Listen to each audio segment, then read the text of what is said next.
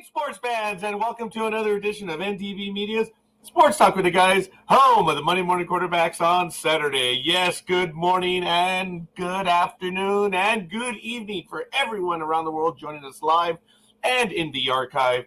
Thank you for spending time with us. Of course, ladies and gentlemen, as you know, this is not a podcast.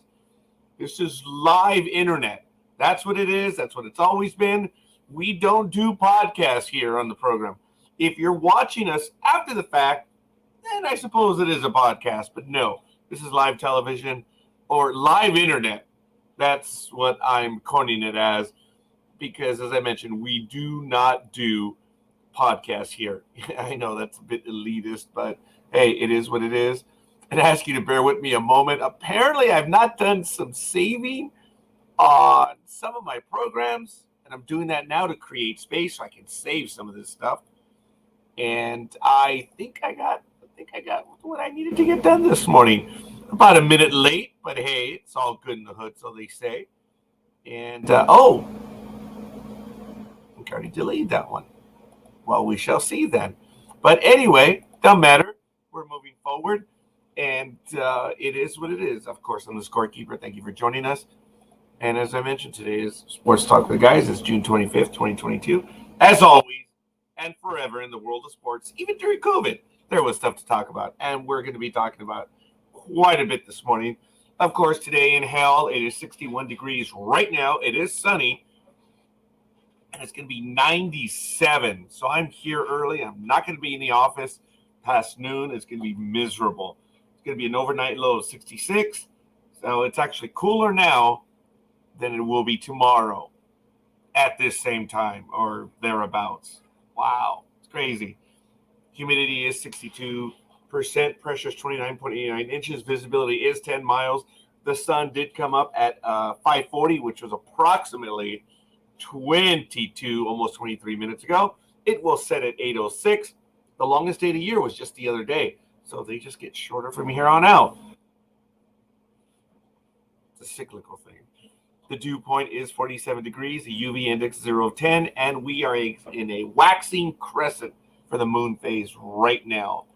It is just glorious time right here in Southern California. Biggest event, as we take a quick look in history, back in 1950, the U.S. World Cup team earns a likely victory over England. Yep, believe it or not. It was on June 25th. An American team composed largely of amateurs defended its more polished English opponents at the World Cup, held in Belo Horizonte, Brazil. Dubbed the Miracle on Green, the game is considered one of the greatest soccer upsets of all time. The English team at the time, known as the Kings of Football, boasted a record of 23 victories, 4 losses, and 3 draws in the years since World War II ended. Its members were professional footballers culled from England's domestic leagues. The Americans, by contrast, had lost their last 7 international matches, hastily assembled just days before the match against England. The U.S. team included a dishwasher, 2 mailmen, a teacher, and a mill worker. And in my previous life, a scorekeeper. The Belfast Telegram described them as a band of no-hopers drawn from many lands. As a band of no-hopers drawn from many lands. As for you, Tony, I know, I butchered it, but it was from my heart, there, lad. Aye, top of the morning to you, there, lad. I don't know why, but it is what it is. By the time the two teams scored off at Belo Horizonte, bookies had given the Brits 3-1 odds to take the World Cup compared to 500-1 for the Americans. Wow. Good morning, Max World Entertainment. Thank you for joining us. What are your programs on? Thank you for spending time with us on our YouTube channel. And I believe we already actually did get a like from Tony Kanopka. Mac, let us know when your programs are on. We'll gladly give you a shout out right now. And quick description on what you guys do. Appreciate it. Thanks for spending the early morning with us. So, the newly appointed American coach, Bill Jeffrey, apparently agreed with them, telling a British reporter, "We'll have no chance." I know. I kept with the accents. The game began with the Americans on the defense as the English assailed them with one clear shot on goal after another. The goalkeeper, Frank Borchi, a former minor league catcher who drove a hearse in St. Louis. Man, this is a TV episode or a movie. Managed to tip each one. Finally, with less than 10 minutes to go in the first half, U.S. midfielder Walter Barr centered the ball from 25 yards out, and Haitian-born forward Joe Gitchings scored with a diving header. That was it, ladies and gentlemen. That's what made it happen, and America upset the United Kingdom in that game. Wow, back in 1950. That's how far back the U.S. has to go for a soccer one. Because what happened 4 years ago? We were eliminated, and it was by Trinidad and Tobago. Hey, yes, Trey. Appreciate that, Trey. His name is Trey, and welcome to the channel Max World Entertainment, your source for feel-good entertainment and more. Hey, you're taking that from us, man? No. But just kidding. Will misbehave by using the force to make it so. Oh, my God. Oh, how many violations were there? But I like it, Mac. And thank you for spending time with us the other day. So that's really cool. When we have another episode on the regular network, you need to show up as well so we can give you some play on that. I swear by my pretty floral bonnet that Crumbs laughs at the four winds from his mountain. So come on in, pull up a chair, sit back and relax. Let's get ready to rumble. Excellent. I like it. We're going to have to follow you as soon as we're done. Thank you, Matt. And again, thank you for everyone for joining us. I like it. So, using the force to make it so. Well done. There are just some people that get it right, and there's some people that just don't get it right. But it's all good. Ladies and gentlemen, in addition to sports, back in 1903, the New York Yankees and the Chicago Black Sox ended a deadlock game at 6-6 in the 18th inning.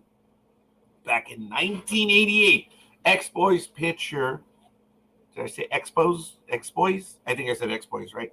Expos pitcher Floyd Euman suspended for 60 days due to drugs. See, they were doing that in the prior century. Back in 1997 NBA draft, Wake Forest power forward Tim Duncan was first picked by the San Antonio Spurs. Hall of Fame career later.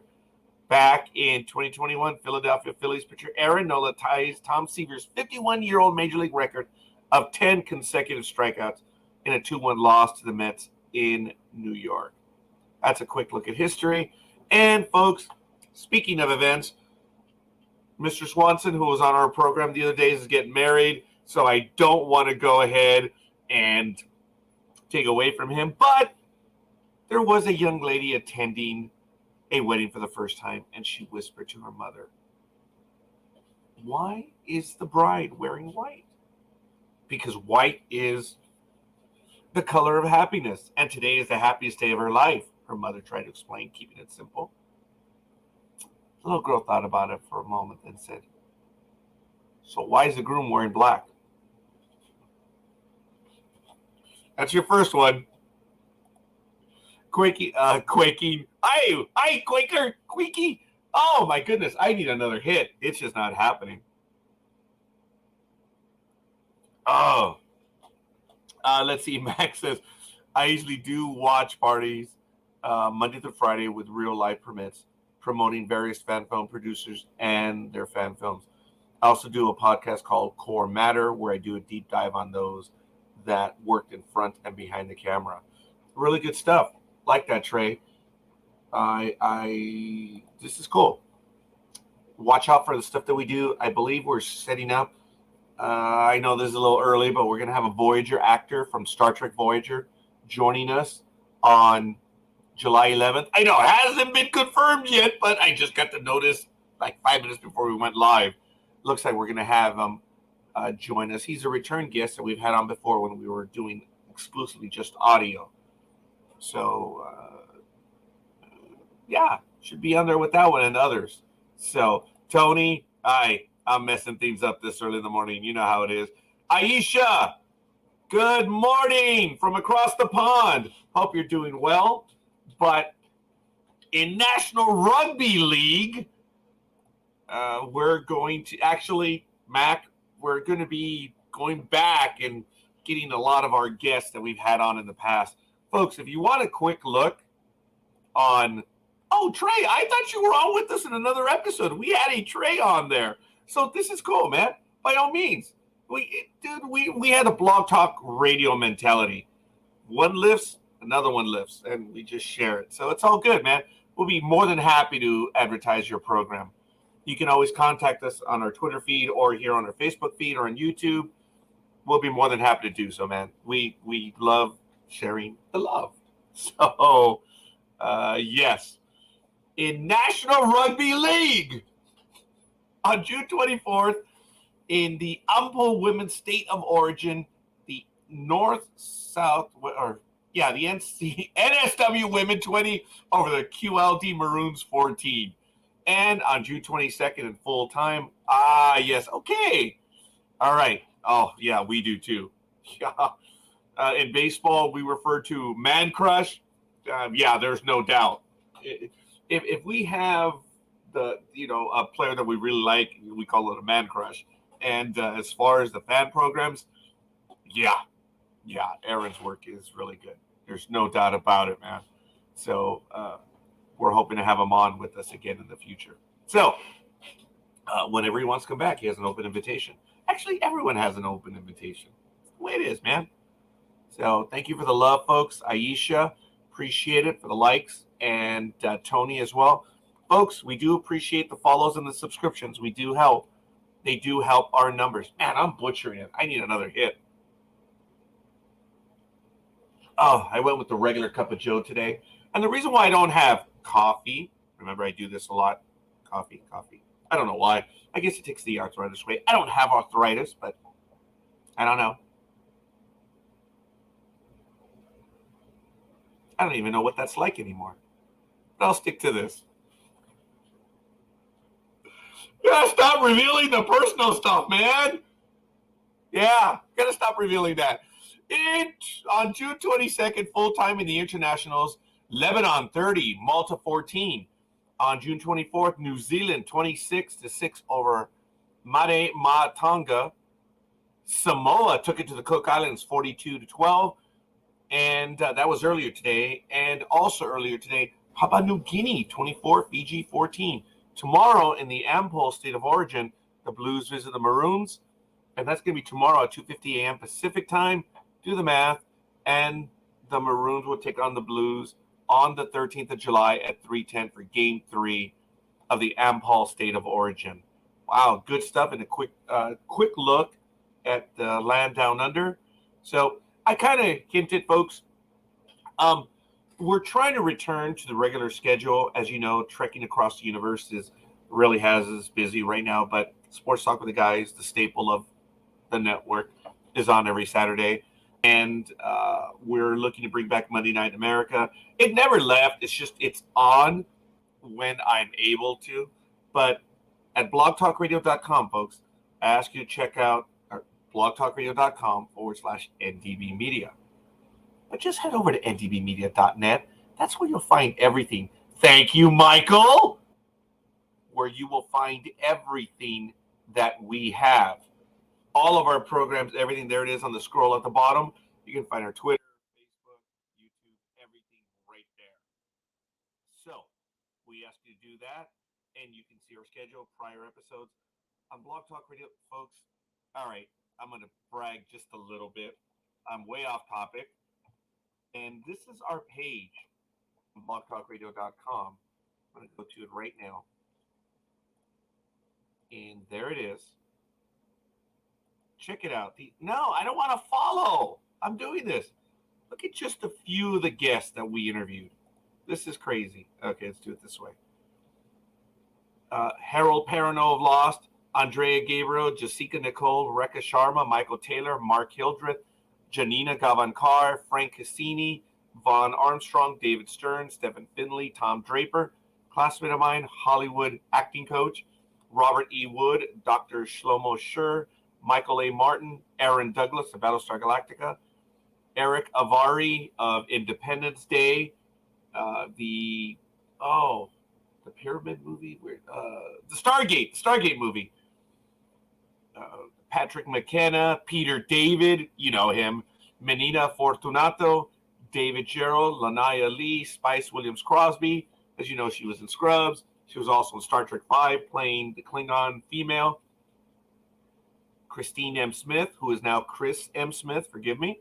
Michael McConaughey, Suzanne Roquette, you know her from Space 1999. Phil Morris, oh my goodness. W. Morgan Shepherd, who has passed away. Andy Frizzell, Mark Oromaner, Richard Hatch, who also passed away. John Billingsley, we're in the works to bring John Billingsley back. Ronnie Cox, you know him, man, from everything. David Mack. Oh, we got Peter David in there again? Wow. Carmen Argenziano, Barbara Bain, Nick Tate, Denise Crosby, Alan Dean Foster, Diane Carey, Ducker Smallwood, Spice Williams, Evan English, JT Tepnapa, Carlos Pedraza, Bobby Rice, Keith DeCandido, John Broughton, Neo FX, Starship Excelsior, Star Trek The Romulan Wars, Leviathan, and many, many more. Those are just the ones that we have right there. Folks, check it out. Oh, I need a sound test, please. Let me know if it's working or not working now. Sorry, folks. It does happen from time to time. Hopefully it is working.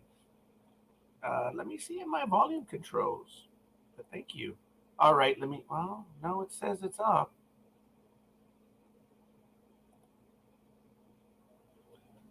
All right, well, let me know. Thank you, folks. It looks like I may have some internet connectivity issues I'm noticing here. So maybe, maybe not. But let me know, everyone else who's watching and listening. But that was, sorry, I was bragging. It's Mac's fault. I was bragging about the regular network. So on Tuesday night, Fandom Access is on at 7 p.m. on blogtalkradio.com/NDB Media. Travel Edge Radio is on at 5 p.m. Pacific time. And, of course, we have The Walking Dead with Casey Shapiro on Sunday night at 5:30 p.m. Pacific time, where she watches the episode live, and they do live commentary during the commercials as the episode's on. So it's really good stuff. We have a lot of stuff going on the network. Check it out at ndbmedia.net. It's right down there. Have I paid my bill? I don't even have my wallet. I don't think I have paid my bill. All right, okay. I do have a brand new computer, so I'm learning its quirks and things. So I may have some stuff that's sucking up some of the bandwidth. But it's a brand new computer. It's a Lenovo i7 quad core, 32 gigs on the RAM. Come on. Yeah, what? All right, so maybe I'm going to have to whip it out. I haven't plugged it in yet. I have my blue mic, so I ask you to bear with me. It's going to mess up everything right if I do this right now. So I ask you to bear with me, but I'm going to have to plug that one up. I'm telling you, I've only had the computer for about a week, so there's still a lot of work that I have to do. But that is my mic. Thank you to my daughter for that. And I noticed I'm having internet connectivity. So ask you to bear with me and let me know if the mic is operating or not. I'm getting, okay, thank you. I'm getting the signal that I am transmitting, but maybe I haven't paid my bill. Let me see. Should I go online? I don't think I want to talk to Bank of America right now. I just don't. You know, likey. There's my ball. I'm playing with my ball. And I have my bat. This is the one that my father purchased for me while I was creating my baseball team. It's a TPX. It's a Louisville Slugger, but my Easton is packed up right now. It's in one of our I don't know which one. How funny that I would have the bat right now and I would be thinking of Easton. Ow. Oh my God. Just hit myself. Good morning, Coffee. Thank you for that.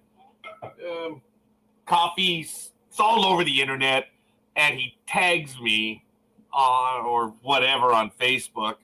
And he said, hey, look, the a-holes are talking crap. Like, yeah, whatever, coffee. But thanks for thinking of me. So, but if someone were to think of me, other than Tony, Aisha, and coffee this morning, I wish it were the Denver Open contestants in the AVP Tour. Denver Open is open. I want to go play over there with the athletes that wear bikinis as uniforms. I'm in for that, man. I'm old. I'm simple, man. It's easy. But all kidding aside, it may be landlocked, but make no mistake, Denver is no stranger to beach volleyball. And it's going to be the Denver Open is from July 2nd through July 3rd. And while we do that, folks, we're going to take a quick look. Yes, I'm bragging! A quick look at the calendar. So the NBA draft was this week. I think we'll go over it a little bit. But Formula One will be in Silverstone in the United Kingdom on July 3rd. Formula One then goes to Austria, Spielberg, not the movie, or the director, on July 10th. And then the Major League Baseball All-Star Game is on July 19th, which is really odd because it's usually on the second Tuesday of the month. But whatever. Baseball is screwing with their schedule. And, of course, Comic-Con, another unrelated event, will be July 20th through the 24th down in San Diego. And no, I do not have tickets for Comic. I've never been to Comic-Con. I've been to other conventions. I've actually been to 2 conventions. At the Hacienda in Las Vegas. And for those of you that know, the Hacienda is no longer there. And the other one was the Expo, the Hollywood Expo in 2010. Ugh, a disaster. But I met quite a few people there, so it was really fun. So AVP, July 2nd to 23rd in Denver, and then the Wapaka Open, July 8th and 19th. And they're also going to be in Hermosa Beach on July 8th to the 10th. So that's what's up on the AVP Tour. Of course, a quick look in the PGA. Travelers Championship being played right now, June 23rd through the 26th in Cromwell, Connecticut, TPC River Highlands. Xander Schauffele is minus 14 and blowing everyone out as of right now. Minus 14, 126. You have a whole bunch of people tied for second. Patrick Cantley, Eris English, Nick Hardy, Cam Davis, and Kevin Kishner at minus 1. Or minus 9 and 131. And then tied for 7th, a whole lot of other people. J.D. Poston, Seamus Power, Sahith Tigala, Charles Howell III. Charles Howell III? Hey, it's Gilligan's Island. And Rory McIlroy, Martin Laird, and Matthew Neesmith, John Hugh, all at minus 8 and 132. Wow. That's quite a few people stuck in 2nd and 7th.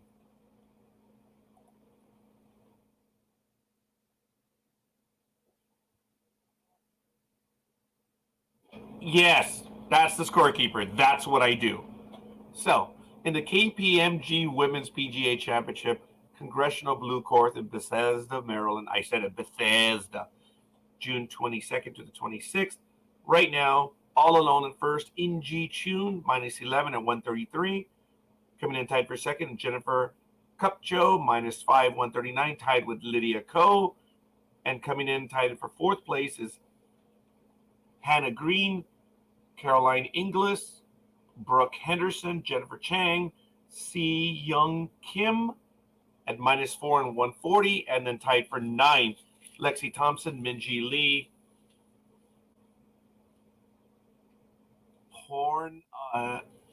Hornanon Fatlum. I usually get them right, but that one I don't know. I apologize. Hei Jin Choi, Hugh Lee, all at minus 3 and 141. Tied for 9. So that's a quick look at the PGA right now. We're going to be working in the, well, actually, we're not going to be working in the other golf association for obvious reasons. In hockey, Stanley Cup, baby, Friday, June 24th. The Lightning edged the Avalanche 3-2 in Game 5. They now lead 3-2. The scoring, the Tampa Bay Lightning, Ruda scored his first. Kitcherov scored his 8th. Actually, that was in the second. I apologize. And in the third, Pallet scored his 11th. For Colorado, there was no scoring in the first. In the second is Nichulskin, his 9th, and Makar scored his 8th in the third. Wow, 3-2. Home game for the Avs that didn't show up was a boring game.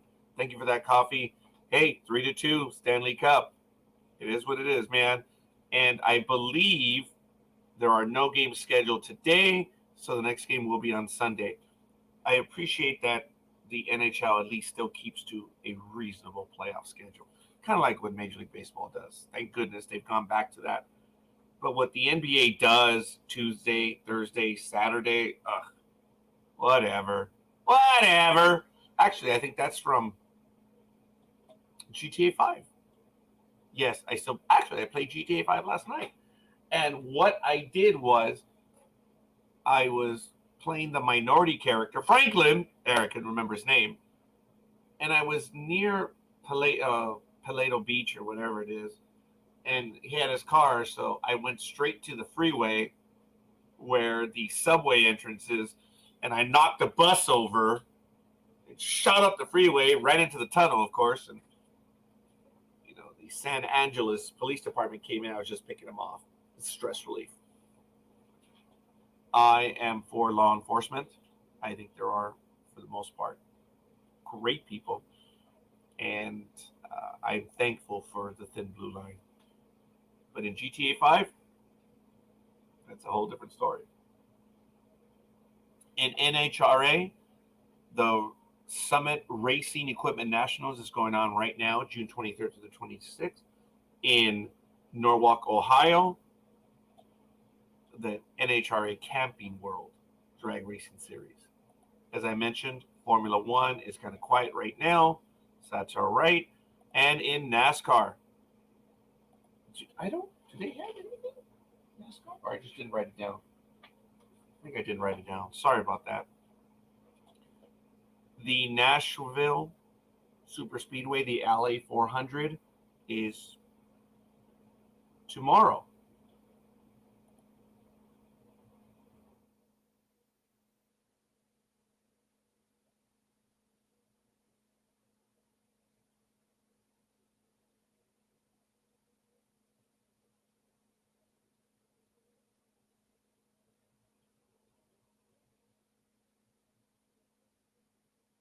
I didn't have to mute my mic for that one. I just chose not to say it out loud. See how long it takes for everyone to comment. Hey, your mic went out.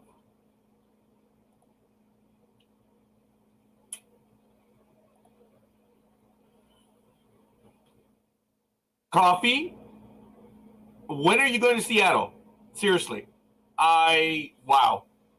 It's not me. I was being stupid, dude. Sorry. Hi, welcome to Sports Talk with the Guys. Anyway, the LA 400 is in Nashville Speedway. As you know, it's 300 laps or 399 miles. It's going to be at 5 p.m. Eastern Time. And thank you. Yes, you definitely need coffee. So do we. We need some more. End of July. Coffee, I'm going to contact you on Facebook. I'd like to go back up there. I'm going up in October again to Seattle. I'm going to meet a classmate who's up in Bremerton. Of course, meet with Chris Smith again. Seattle's beautiful, man. So I wanted to go to Minnesota in July, and yeah, it's ridiculous. It's $585. It's not that I don't have it. It's I don't want to spend it. $585 one way to Minnesota when I was planning to go. And no, that's just not right. Just not right. So I do have, there's a sale right now with Alaska Airlines, like $79 or something to go to Seattle. So I just to get the right weekend. I want to, Coffee, it's time. It's time we learn why we have AB positive. It's like we don't know already. But anyway, the results from the Toyota Save Mart 350, which is one of the only NASCAR races that I watch because it's what they refer to as a road course because you have the ins, ups, outs, downs, left and right. It's really fun, and I did enjoy the race again. And Solomon Walters, for those of you that remember him, our NASCAR fiend, uh, who took us around NASCAR for a year and a half, was really cool. We're talking about 2025 heading over to Toyota St. Martin Sonoma for a weekend. I'm looking forward to it. That's on my bucket list. So, of course, the winner was Daniel Suarez of the Toyota Save Mart, and the prior winner, of course, was at the Illinois 300 was Joey Logano. I guess it's the driver I'm following is Joey Logano, but I don't know. Not happy with Joey lately. That's okay. He's a good driver, but I think he only has 2 wins this year. I think he started the season off right, the Busch Light Class at the Coliseum. He did win that one. And I'm thinking of heading over to that one. It's actually not as expensive as I thought. So, tickets are expensive.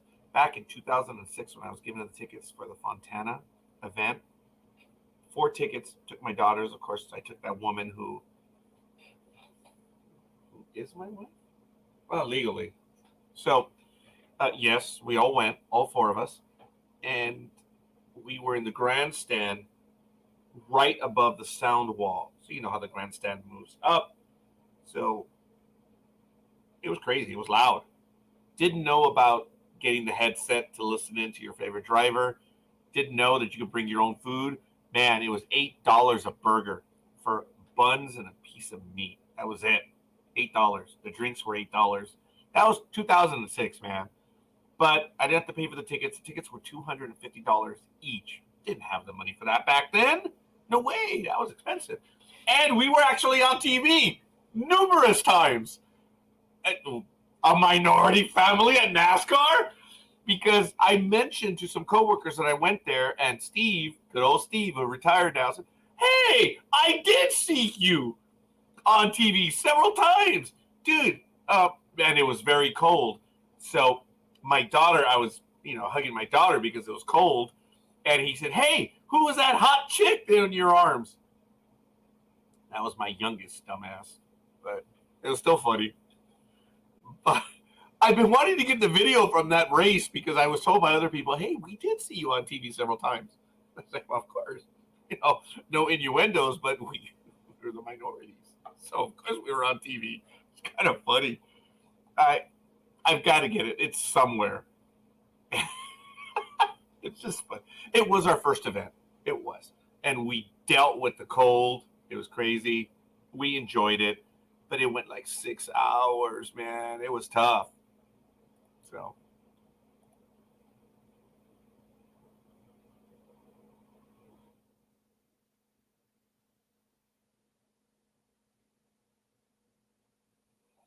I get you, Coffee. I do. I know a few people up there, and I contacted them in the prior year. I didn't get any response either. That's why I didn't get a hold of you on that issue. I'm going to try again since the economy is opening up. But yeah, that's the problem. And I don't want to waste your time at the time because it was lame. I asked 4 people that I know up there, and but I didn't ask another one. We have to speak, Coffee. But anyway, I'm looking forward to seeing you up there in July if it's possible. Let's see if he gives me the days. Hey, maybe he doesn't want to meet the scorekeeper in person. But it's on my bucket list to meet Coffee. Actually, it's on my bucket list to meet everyone. Aisha, I am hoping for 2026. I might get out to Europe a little earlier, but it could happen. But planned. Oh my God, I have everything planned out, folks. Pathetic. All my planning is for the next 10 years. It's there. Yeah, I remember you said that. Current company waited for him 6 weeks. That it is. Yeah, that's ridiculous. It is absolutely ridiculous. So, for my next joke, folks, I already gave you one. See if you like this one. And this is a nod to Claudia, my wonderful and glorious assistant.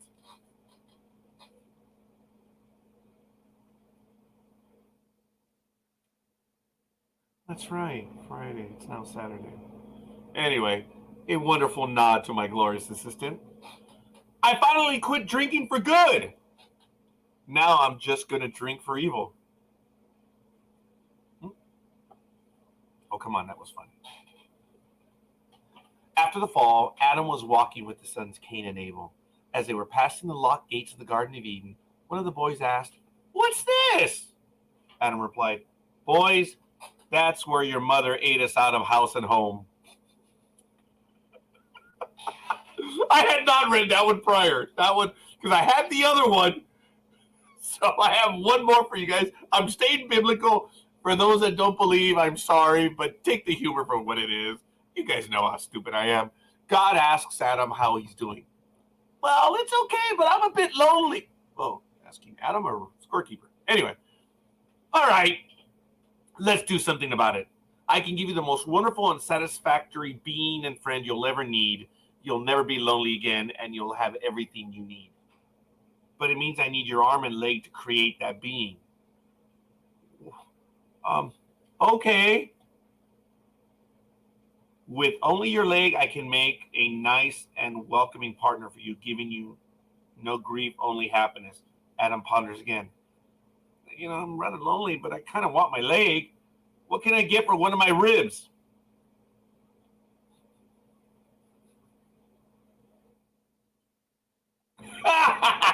I think I'm busy around that. See, there it is.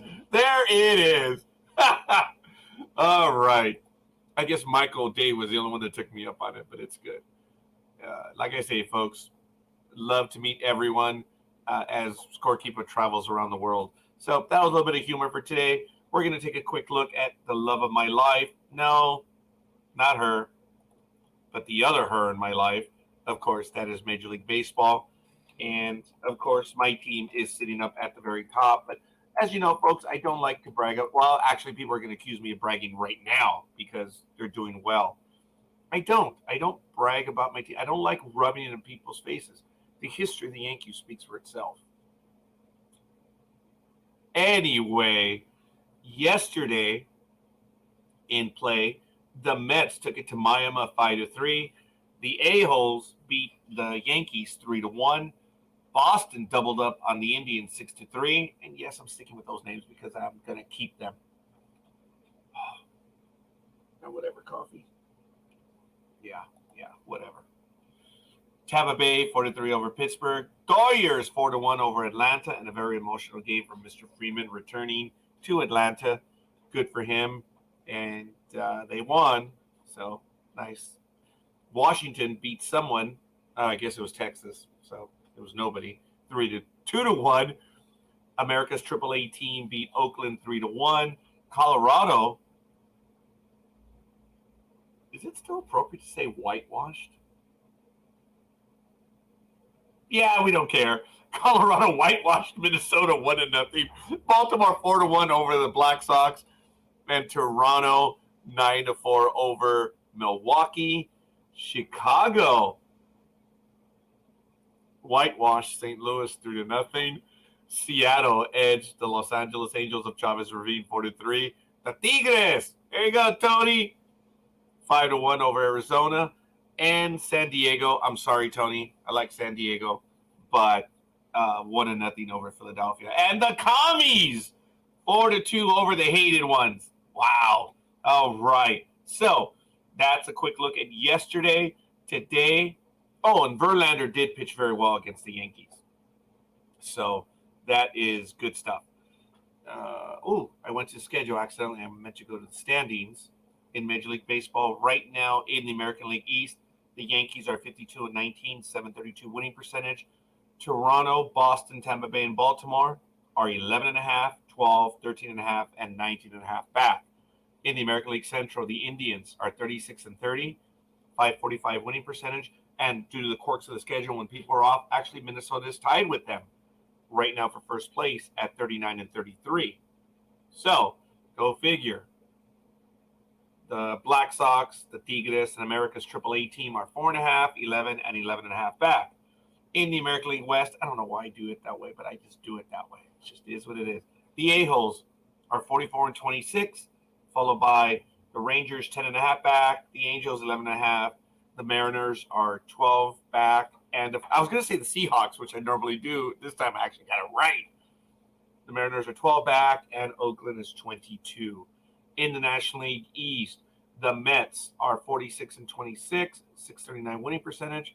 Atlanta is 5 back, Philadelphia 9, Miami is 12.5, Washington, they won 1. They're now 3-7 in their last 10 games, but they're still minus 12 in runs differential at 20.5 back. In the National League Central, Milwaukee is 40-33, 548 winning percentage, tied with St. Louis. The exact same record, so they're tied for first. Pittsburgh is 9.5 back, the Cubs 12, and the Commies are 4.5 back. In the National League West, Los Dodgers are 44-25 with a 638 winning percentage. The Padres are 1 game back at 45-28. And now when you look at the number of games played, but again, they're only 1 game back. The hated ones are 6.5, Arizona's 13.5, and Colorado is 14 back. So the best team in baseball is the Yankees right now at 732. Second best team is the Mets at 639, followed by the Dodgers at 638, and then the A-holes are at 629 winning percentage. The best division in baseball right now is still the American League East. All 4 teams have a winning percentage of 543 and above. That's impressive.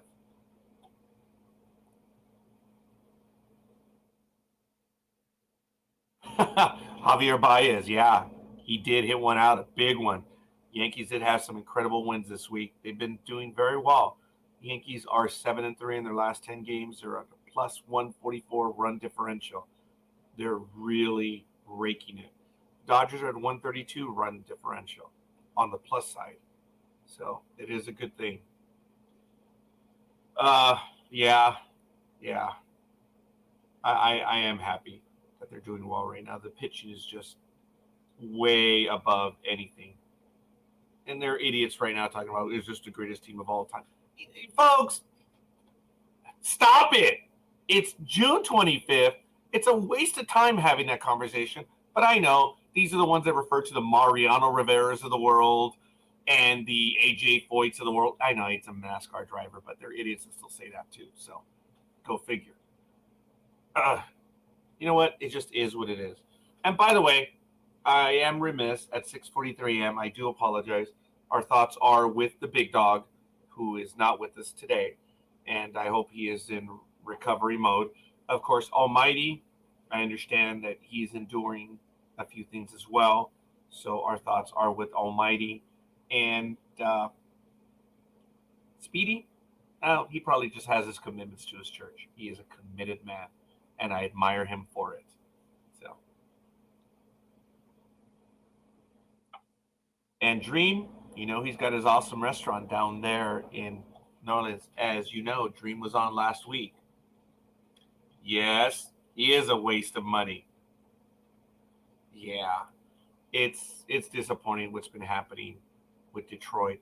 Baseball is better when Detroit is a good team, as well as the Pittsburgh Pirates. You guys know a few years ago when they turned it around, they were winning. There was such a buzz and such an excitement. When the Pirates are a good team, it's good for baseball. And seeing the Pirates, I know they're in third place right now, 29-41. They're just not doing very well. But thank goodness they're not the worst team. Like, is that Washington? 26-47? Oh, wait, it was the Commies. They were bad. 24-46. Yay! I love it!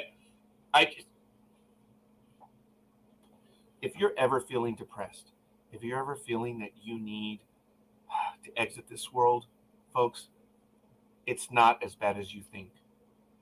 If you want some healing, if you need some spiritual healing, hell, if you need some physical healing, just find a Cincinnati Reds Facebook page, bulletin board site, and when you start reading the delusion of these commie fans, you'll realize how good your life is. They live in a world that is just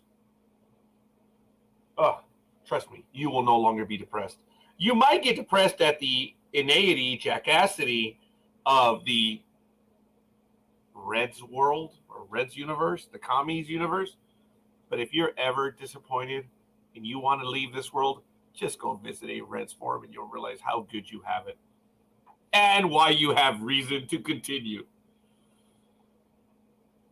That Psycho world, they believe that they are the greatest team in the history of anything, and they'll spew out statistics.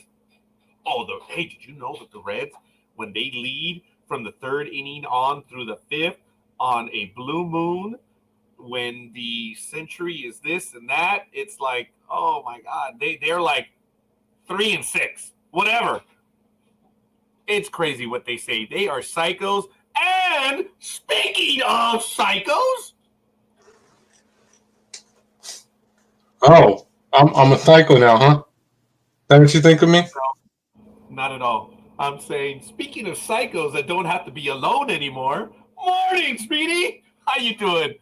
Morning, Scorekeeper. Good. How you doing? I'm doing well, Speedy. As a matter of fact, just a moment ago, I shared my thoughts for the Big Dog and Almighty and for Dreem. And I did mention you, and I said, well, it looks like Speedy's not going to join us today because he probably has his commitments that he's got to get to, because you are a committed man.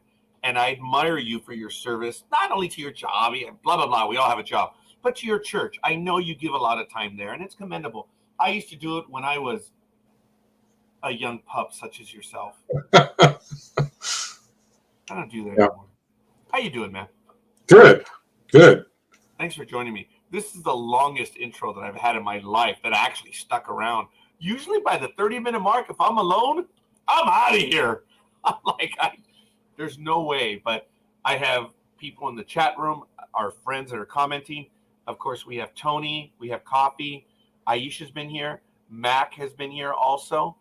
And I appreciate Michael Day was here earlier. So thank you, folks. It's what keeps us going. Reading your comments, your insults. Coffee, that was for you. Yes.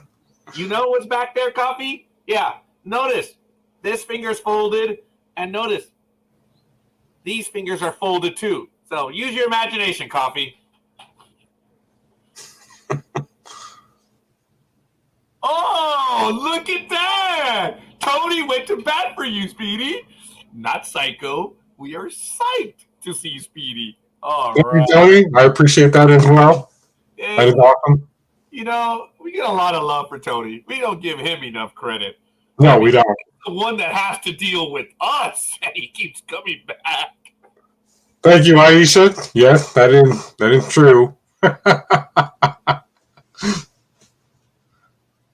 Getting lonely? What? Is this an indictment of my personal life? Oh, wait. That was just me overacting. Actually, I'm not overreacting. It is an indictment of my personal life. I was definitely lonely. I quit using my imagination in third grade. Didn't seem to serve a purpose. Yeah, I remember when my father said, when I was going to have my first Holy Communion, he says, pray on what you want to be, and that's what you will be. Well, I'm not in the ISS right now, so I wanted to be an astronaut. But with my glasses, vertigo, afraid of heights, they kicked me out. Should have thought better. That's okay. I should have dreamed better. Did they literally kick you out, or they just went, okay, you can leave? I never applied. My vision was bad. As a matter of fact, when I found out how good my vision... Oh, here we go. I don't do this anymore. I do this. Okay. So anyway, because I don't do that anymore in real life, so I got to do it now. When I applied for the California Highway Patrol, I passed their exam. It was relatively easy. I also passed the Sheriff's Department exam. Again, it was relatively easy. That one, I scored a 95.5 on that exam. And wow. I wimped out on that one because I was told you'll be working nights, weekends. And Ariel had already come into this world. It was in 1997, 90. Yeah, it was 97, 98. And, oh, no, it was 90, 96, 97. Because Giselle was on her way. I was like, man, I'm not going to be able to be there, and I'm going to miss it. So I regret it. I regret it in many ways that I did not go to the Sheriff's Academy, but I was lucky. I had my daughters with me, so it's still a good thing. But I wonder where my life would have been. So, yeah. Damn, 95.5, dude. That's very interesting because in 2002, I actually went to the Army Reserve nearby that we have here in the area. Because what had happened was there was a bunch of them at the BART station, and they were handing out flyers. And I was just, on my way, and I was jumping on a bus at the time to go to work. I did have my license at the time, and this guy was like, "Well, here you go. Just take the card and see what happens. I know you're in a rush." I'm like, "Well, thank you, yeah." I talked with him, and I talked with him on the phone for like 3 weeks straight, and he's like, "Well, you seem very interested in joining the Army, so why don't you come down here?" I'm like, "All right." So I went down there and, went in the back room, did their physical and everything. But the only thing about the Army is you have to know everything equation-wise, mathematical-wise, including, timetables and multiplications and stuff like that. I know I only know one of them. That's 9 times 9 is 81. But other than that, oh, your math skills aren't up to par. He shook my hand. He goes, "Thank you for your time, but we can't use you. I'm sorry." Darn. So wait a minute. The little bastards did the physical first and then asked you the questions? Little rat bastards. I was like, man, no. The way it works for us and my employer is you take the exam, you get interviewed, and if they offered you the spot, then they'll do the physical. It's kind of like the warm and feelies just before you start. But just kidding. That happened back in 1991. Yeah. Actually, I think the only reason why they probably give you a hard time, Speedy, at that time, when you said 2002, that was right after 9/11. So everyone was signing up at that time. So I think they just took their standards up, and they just had way too many people. So they were looking for excuses on telling people, yeah, you can go. Our quotas are way where they should be, or way above where they need to be. I never put in for it because I have millions of excuses. I genuinely regret not serving. It was a missed opportunity. It would have helped me in my life, especially for the things that I wanted to accomplish. My military service, God willing, I had gotten through it, would have helped me get past the skeletons that are in my closet. Actually, they're not skeletons. They're warm bodies. So, hey, I'm a union guy. I'm a shop steward. Well, I was. Oh, no. I cannot admit that I'm a shop steward. I am not a shop steward right now. No. I still get calls from the local. Hey, so-and-so in this department needs help. I'm like, no, I'm going to retire. I'm a dead man. I don't want to do this anymore. I just don't want to do it anymore. But anyway, don't know if you got it. I know some of the emails that I sent you, Speedy, it had information for the last 2 weeks. So like an idiot, I was going to talk about Belmont right now. I'm like, oh, no, that was last week. That was the week before. Yeah. But this time I did send quite a bit of information. And thank you, Speedy, because I know that you do take a look at it. So I thank you for that. Folks, in political stuff, Russian-born tennis player changes nationality so that they can play. Crazy. Natalie Zamaldzes, I'm not going to say that again, changes nationality to Georgian to compete in Wimbledon. A Russian-born women's tennis player has changed her nationality to avoid the ban that Wimbledon placed on all Russian players in the wake of the country's invasion of Ukraine. I think that there should be a time for 6 months before, not 3 hours before. Hey, whatever works, right? Yeah. whatever works. Oh, um, yeah, I'm seeing the picture of her. I guess she'll get it. It's all right. Aisha does say, and Aisha, even though you are in the United Kingdom, in Great Britain, I've never thanked you for your service because our America and the United Kingdom have worked together many, many times, and your service. Oh yeah, but this is a cool story. When I joined the service, I originally went to join the Navy. I wonder if that's another thing that we have in common, Aisha. But the recruiting officer was closed. I'm sorry, the recruiting office was closed. I then tried the Air Force, but they weren't recruiting. So in desperation, I joined the Army. And talk about third reserve. Aisha, I think it's awesome. You did. And I respect and admire everyone that has. I get a lot of stolen valor comments because, as you know, I'm a man of history. I love it.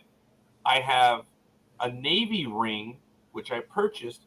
It's a friends and family ring, but it looks very nice. It really does. And it looks like I was in the Navy. And people come up to me and just thank you for your service. And I tell them, no, no, no, no. I'm not. I have friends and family. I'm the pussy. They're the ones really saving lives. That's why I wear the ring. And it's a reminder to me for my friends and family that are in the service. I'm not sure if I told everyone, but I had a cousin who was in Mogadishu, and he was wounded in the Black Hawk Down incident for the movie. I'm not going to give his name, but I was stunned. He's just a bit younger than I am, so he was doing things for America when I was just being stupid. So he is still alive, and he was one of those that were wounded. But if you know the story, it's like everyone was wounded in that endeavor. But anyway, I'm way off course. I just wanted to get the Russian tennis player. Oh, I'm sorry, the Georgian tennis player. Sorry. What do you have for us, Speedy? Because I have a lot that we could go over. So Yes, you did send a lot. That's a lot of information for this week. we prep. So what do you want to get to, buddy? Well, first thing on the list is Barry Trotz is stepping away from hockey. Oh, talk about it. Well, free agent, also head coach Barry Trotz won't be immediately be accepting an National League coaching job. Instead, he decided to choosing to take some time away from the game to focus on his family life. This was all reported yesterday. Oh, There are plenty of considered for Trotz services, with the Flyers, the Red Wings, the Knights, the Panthers, and the Jets all emerging as potential landing spots.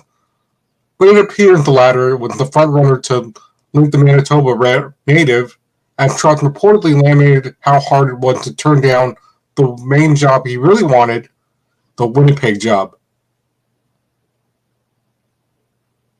So, back in May, Trotz's firing caught the eye of the hockey world by surprise following a disappointing season with the New York Islanders when general manager Lou Lamoriello showed him the door with a year left on his contract still. The 59-year-old boss, however, instantly became one of the most sought-after coaches in the offseason. As far as the Jets go, longtime head coach Paul Maurice abruptly resigned in December, saying the team needed a new voice and not his voice. After being replaced with interim coach Dave Lowry, the Jets were tumbling down the standings, going as far back as sixth place in the Central Division. We all remember that. And ultimately missing the playoffs. After that, he had been fired as the head coach of the Florida Panthers, and the Jets were hoping some of Trotz's stature would be their next guy. But, Trotz, however, is not ruling out a return that he won't be back as an NHL coach at some point. Maybe he will. He said maybe he won't. But right now, he just wants to focus on family time. So, Coffee says that's where the NHL really sucks. Instead of developing younger people to become coaches, they just keep recycling used and abused jockstraps like Barry Trotz. Coffee, I don't know if it's cyclical, but that happened a lot in Major League Baseball.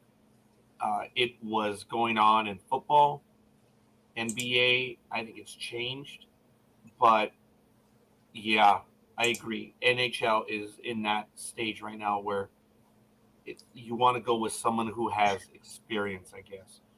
And the way I understand it, especially with today's younger generation, it just doesn't work the way it did before. And older coaches aren't able to communicate. I know men will be men and boys will be boys. There's that dumb dynamic.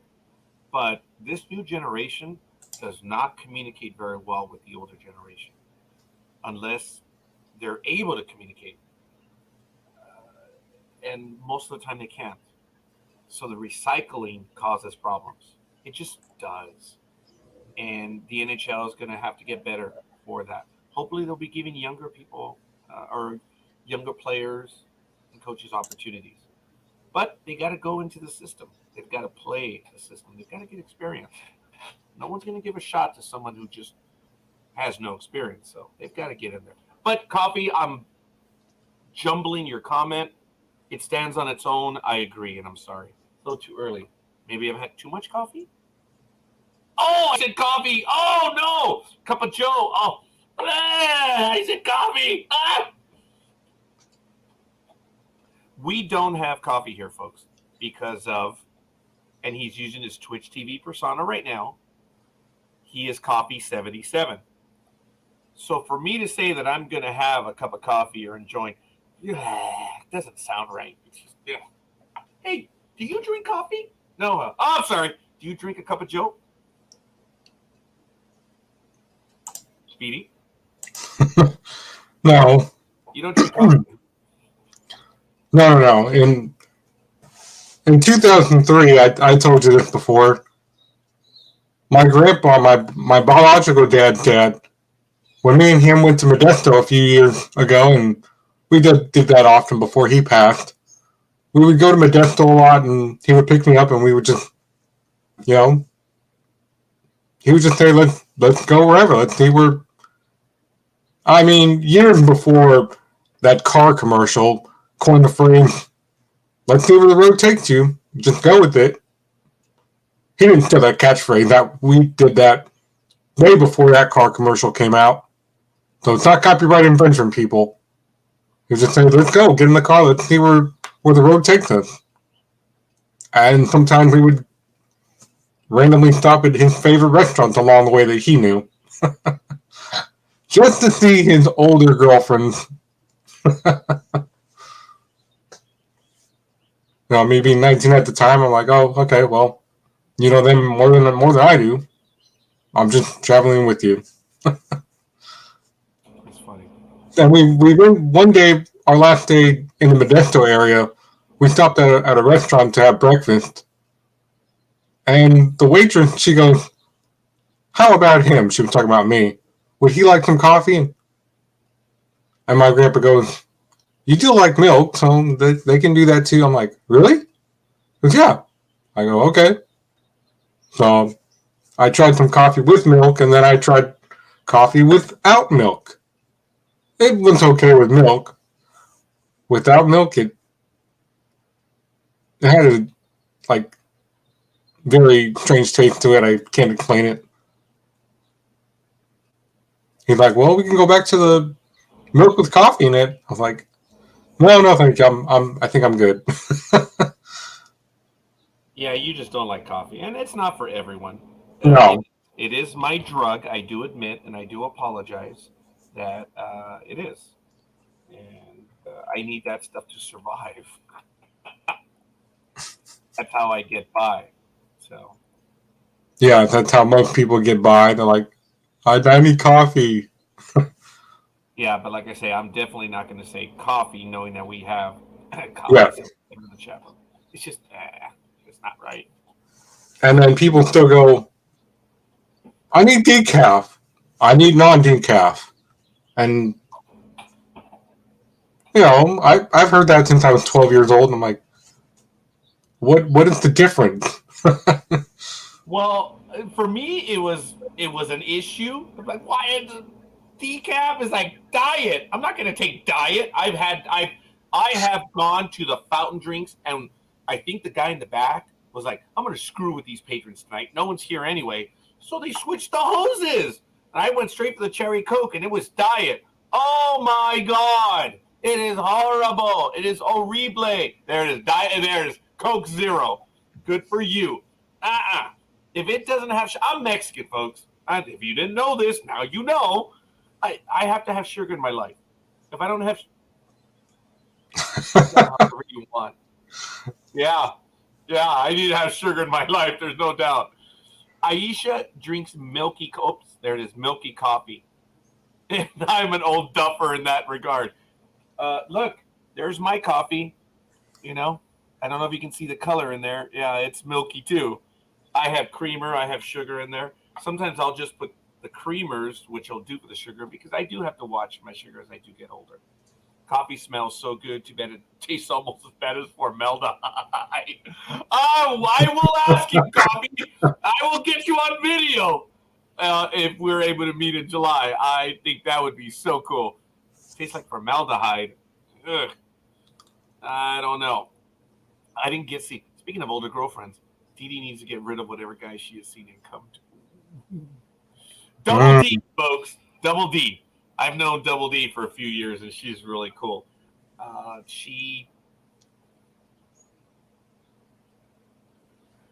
Let's just say that there's a connection that I have that keeps them apart. So, hey, she works in the office real well. I'm not about to dump her. So, but there's tension. I didn't realize that. Actually, there's tension between all of them, so it's all right. It is what it is. I'm probably saying a little too much, as it is. But I wanted to go over something, folks. Apparently, in Game 4. Oh, okay. Well, yeah, I'm sure she could. There was a goal in Game 4 that they're saying was illegal. Did you see this one, Speedy? I wonder if Coffee has any comments on it. I'm trying to find No, I have not. on it. And I was having trouble because, okay, the statement is, and I'm going to go to it right now, folks, so you guys can read it along with me, because I like to read alongs. The statement from NHL Hockey Operations, an OT game for winning goal. A too many men on the ice penalty is a judgment call that can be made by any of the 4 on-ice officials. Following the game, Hockey Operations met with the 4 officials, as is their normal protocol. In discussing the winning goal, each of the 4 officials advised that they did not see a too many men on the ice situation on the play. Should have been in quotes, but it wasn't. This call is not subject to video review after the hockey ops or the on-ice officials. Coffee says, I do not have a problem with it as it didn't affect the play.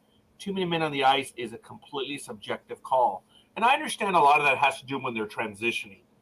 There are moments when there are too many, and then they lose track of those that were supposed to rotate in and out. So I want to see if I can go to the image. And I don't know. Let me go back, folks, and I apologize. You see, now I am all over the place on this one. Here we go. There's the image right there.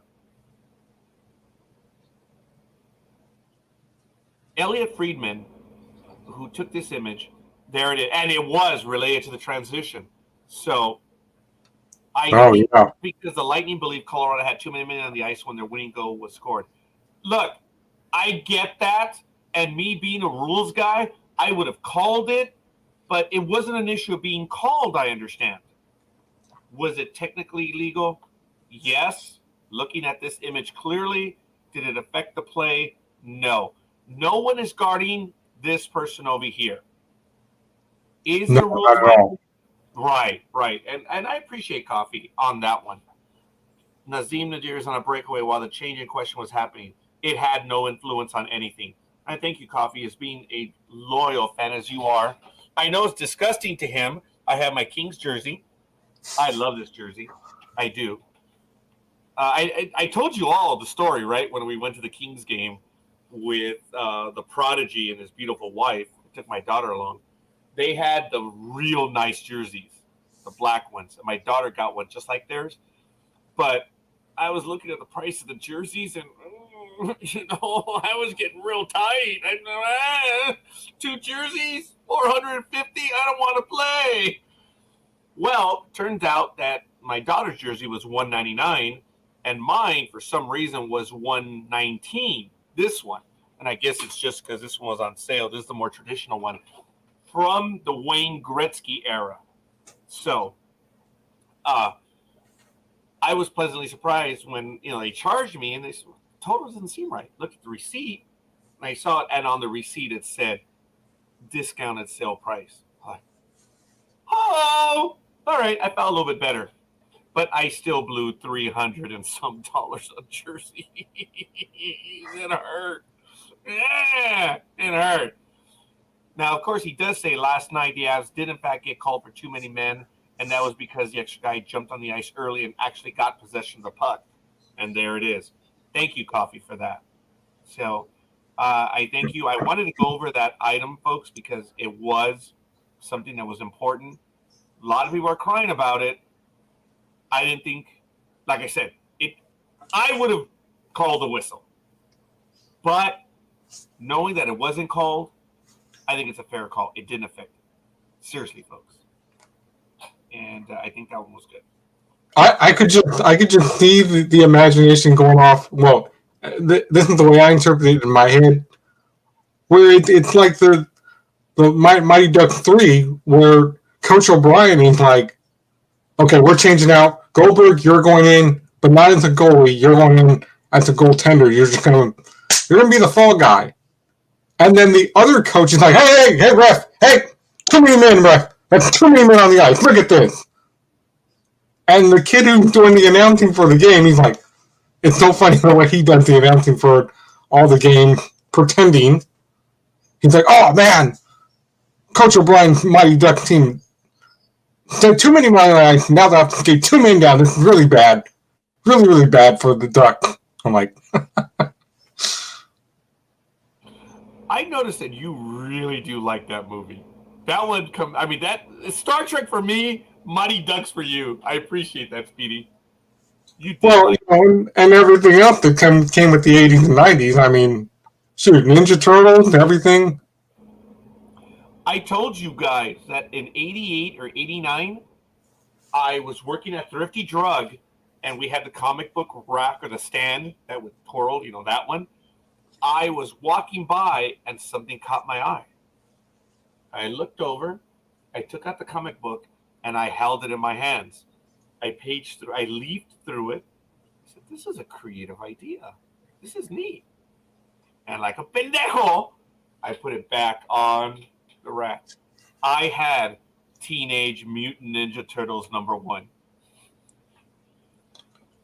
And you know what sucks about that is, I've done that too over the years, not realizing, and I don't think nobody else did either, that one day we would all wake up and, here comes 2011, 2012, all the comic book stores are closing. Now there's none left, and I would have liked to I wish I could get a chance to get one of those, those thick comic books, not the real skinny ones, the ones that are like this big. Yeah. But can't do that now. No more of that. No more comic book stores. But it's okay. It's okay. I'll just, deal with it. I'm going to have to use this one for Jedi.tax online.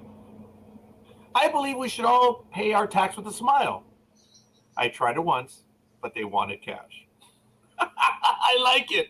I think that one is cool. That one is sharp. I'm going to make a note of that one right now.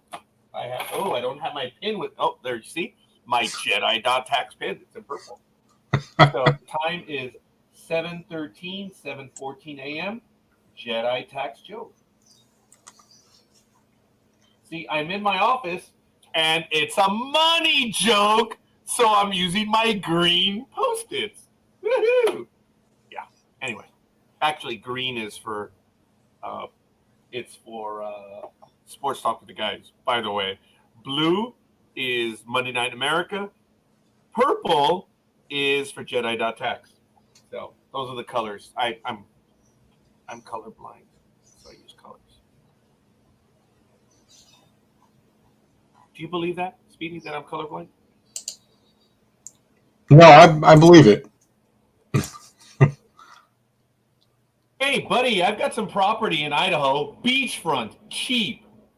I'll sell it to you for cheap. For how much? 30 bucks? Sure, beachfront property, pal. I'm being a jerk to Speedy right now. In NHL news, since we're on NHL right now, they're in the middle of the Stanley Cups. I did want to say that the MVP race, Austin Matthews, blew him out of the water. He won the race after a 60-goal season. Impressive, no doubt. From the Toronto Maple Leafs, he swept the awards. Toronto Maple Leafs forward Austin Matthews took a major leap during the NHL's regular season, picking up the league's first 60-goal season in 10 years. Tuesday night, he picked up his first Hart Trophy, which is a writer's vote, as the 2022 MVP, plus the Ted Lindsay Award, players vote as most outstanding player.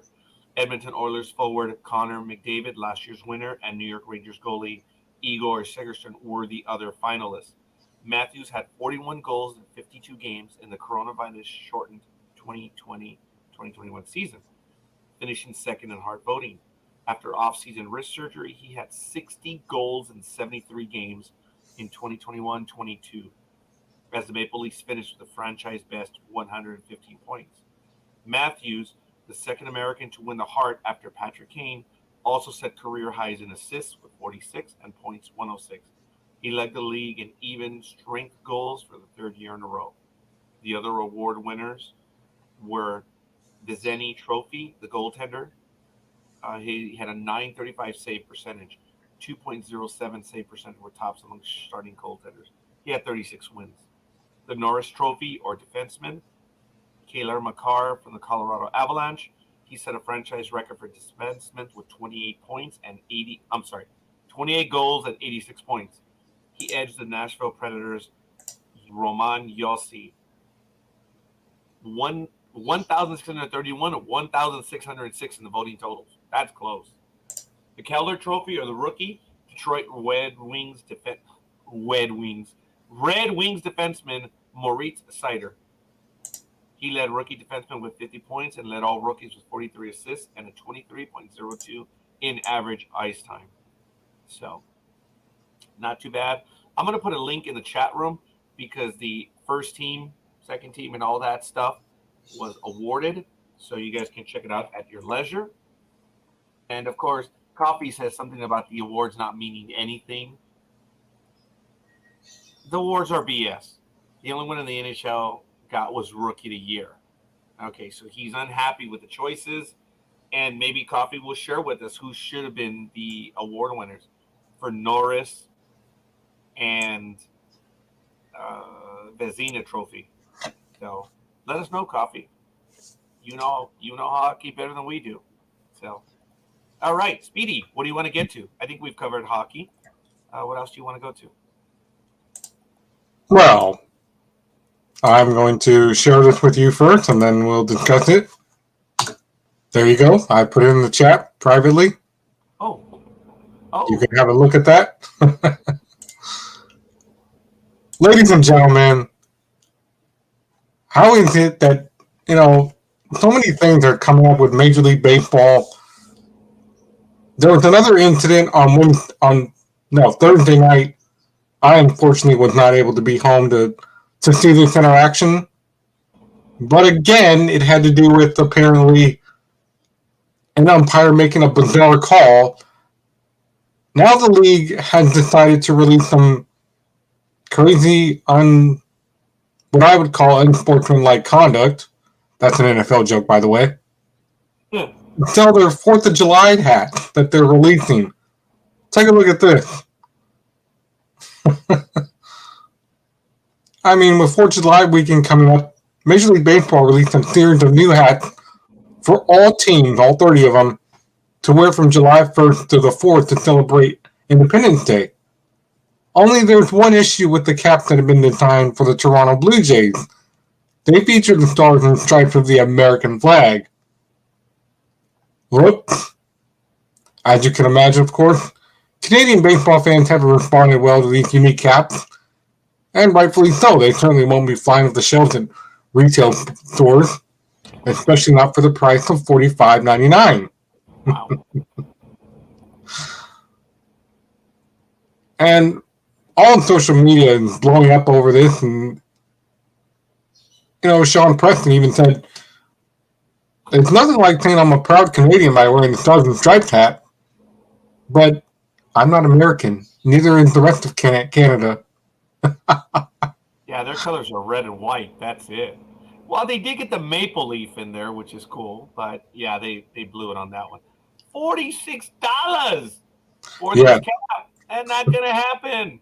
I'm not going to do it. I almost went to the baseball game yesterday. I don't know if the Angels won or not. I only did the scores earlier. I think they did. But, yeah, I was going to go. I'm probably going to try to catch a game this week. I saw on Tuesday on social media that you were at your favorite ballpark again. What was going on with that? This Tuesday? Yes. No, I think it was the week before. I was there on Thursday the week before. On Tuesday? No. I was being a good boy on Tuesday. I was staying home. Ah, okay. Yeah, I wanted to go yesterday to Anaheim, but I was unable to go.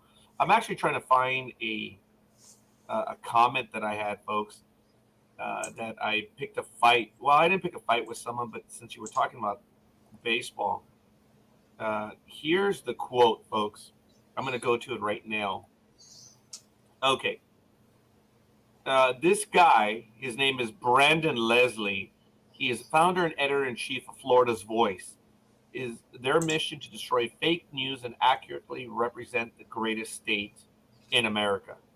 Okay, he's in Florida. Brendan Leslie. His comment was, "You guys just had to cave in to the woke, which is sad."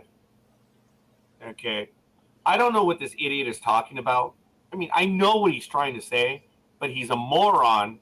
And Brendan, you are a moron because you saw this New York Yankee symbol, which was recently displayed by the Yankees. And you say, "Oh, you guys gave into the woke." Hey, dumbass!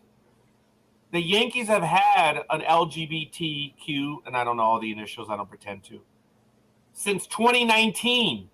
Major League Baseball has been doing this since the middle last decade. So when you just say you just had to cave in to woke, you're a moron. My comment to him was, you are late with your observation as Major League Baseball has imagery with LGBTQ colors going back to the last decade at least. Your observation is wrong, ignorant, and again, many years after the fact. You better go apologize to your parents. You're making them look bad. It's like, dude, you're dumb.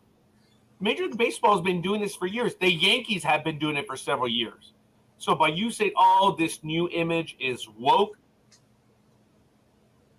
you better tell your mom and your daddy that you're stupid, because they're going to have to answer for you when their friends and family see. And if they're dead, F you. Don't care. Point is, you have to apologize for being stupid, to being woke. Sometimes you don't even know what the word means, you illiterate jackass. But whatever. Sorry, Speedy. Got a little angry there. Yeah, I think. Yeah, I know. He's attacking my team. Well, I don't know who this is going to, make angry too, but the Braves just released veteran reliever Nick Vincent, who I believe still had 1 year. What? I said I'm furious. I believe he only had 1 year left in his contract as well. What's going on with some of these baseball teams going, "Oh, you only got about a year left on your contract. We're going to take this time to relieve you of your duties. Maybe go find another team." even though they're like him, he's a veteran player. He's got outstanding stats.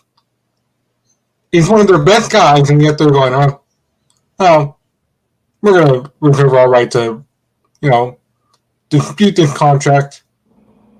You can go for another team. Who is this again? Nick Vincent from the Braves. The Braves just released him.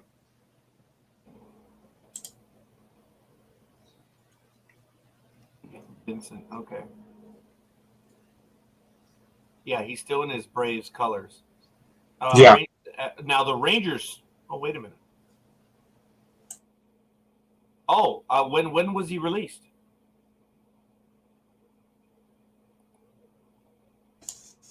I believe sometime this week. I think Tuesday. Oh, okay. Let me see here. Hold on, I gotta open the story first. Okay, yeah. I want to see what his stats are. Gotta make sure my soda doesn't explode. Oh. Did you hear that, folks? That was Speedy. That was Speedy that made that noise. Yeah, I had to make sure it didn't spill all over my computer. So, I had to catch it. I didn't make that noise. It was Speedy. Yeah, that was me. It doesn't look like he played in 2022. Or has played this year, I should say. Last year he played was 2021. Yeah, he only played 12 of the last 1.5 innings in the minors every year. That was back in 2012 with the Padres. Like I said, he got an outstanding record. He had his last stop was a 4.0 ERA. Well, what I've learned and what a lot of people know is that Major League Baseball, with the acceleration of the salaries, anyone over 31, or as they say, you're on the wrong side of 30 when you're signing a long-term contract. Anyone over 30, basically, they're not signing them like they did before. With all these salaries hogging up more of the limited cap space, these veterans that were in their 30s that used to be signed to reasonable deals, they're being let go. They're just not even playing anymore. Someone who's 35 still had a chance, if they did fairly well, or if they were even average, could get a 2 to 3 year contract. This guy was 35. There's no money out there anymore for them, unless he was super good. Older players are being left out. They're done. We used to see players in their middle to late 30s playing regularly. It's I don't want to say it's a dying animal, but yeah.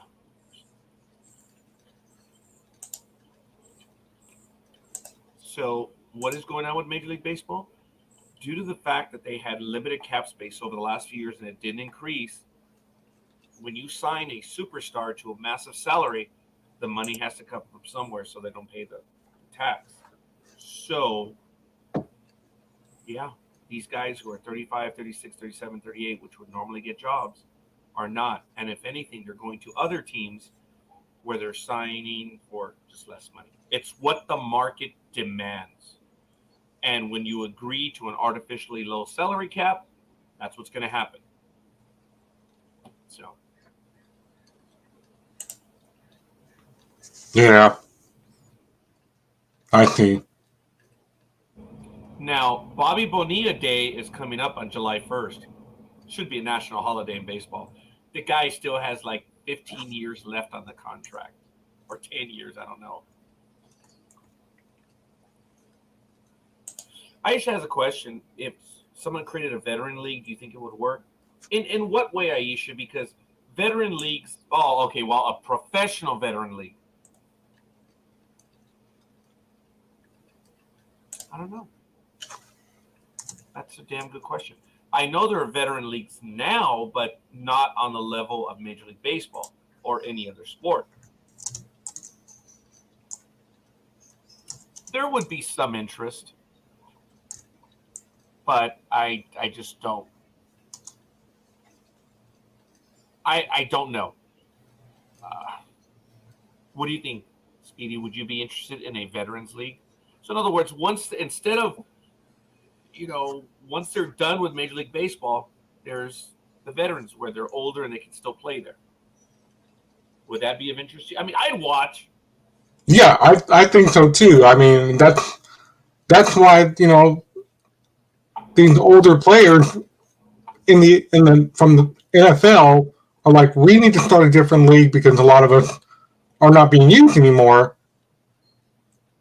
and so we're going to start this league, and we're going to do this, and that. And then those other guys are like, I'm going to be an XFL player. Yeah, I'll have a better chance there. And then, of course, later today, 3 p.m. Eastern, I'm sure that's like what, 1 Pacific for us? Noon? Okay, well, today is the last day, apparently, for the USFL League. Yeah, I have it right here. Yep. Uh-huh. Philadelphia. Final playoff game today. Well, this is to get to the championship game, which is next week. Yeah. So, yeah, this is, I guess, the conference championship, and it's the Philadelphia Stars 6-4 versus the New Jersey Generals 9-1, and then at 5 p.m. the New Orleans Breakers 6-4, Birmingham Stallions 9-1, and it's going to be in Canton, Ohio, I believe. Thank you, Tony, for that. I believe it was Tony that gave us that information a few weeks ago. So yeah, it's a big deal, dude. But yes. So I misunderstood the question, Aisha, and thank you for making it clear to me. Didn't mean a veteran league. So a pro veteran league. Otherwise, to answer your question, they exist now. There are a lot of veteran leagues all around the United States, and I'm eligible. I'm overqualified for a veteran league.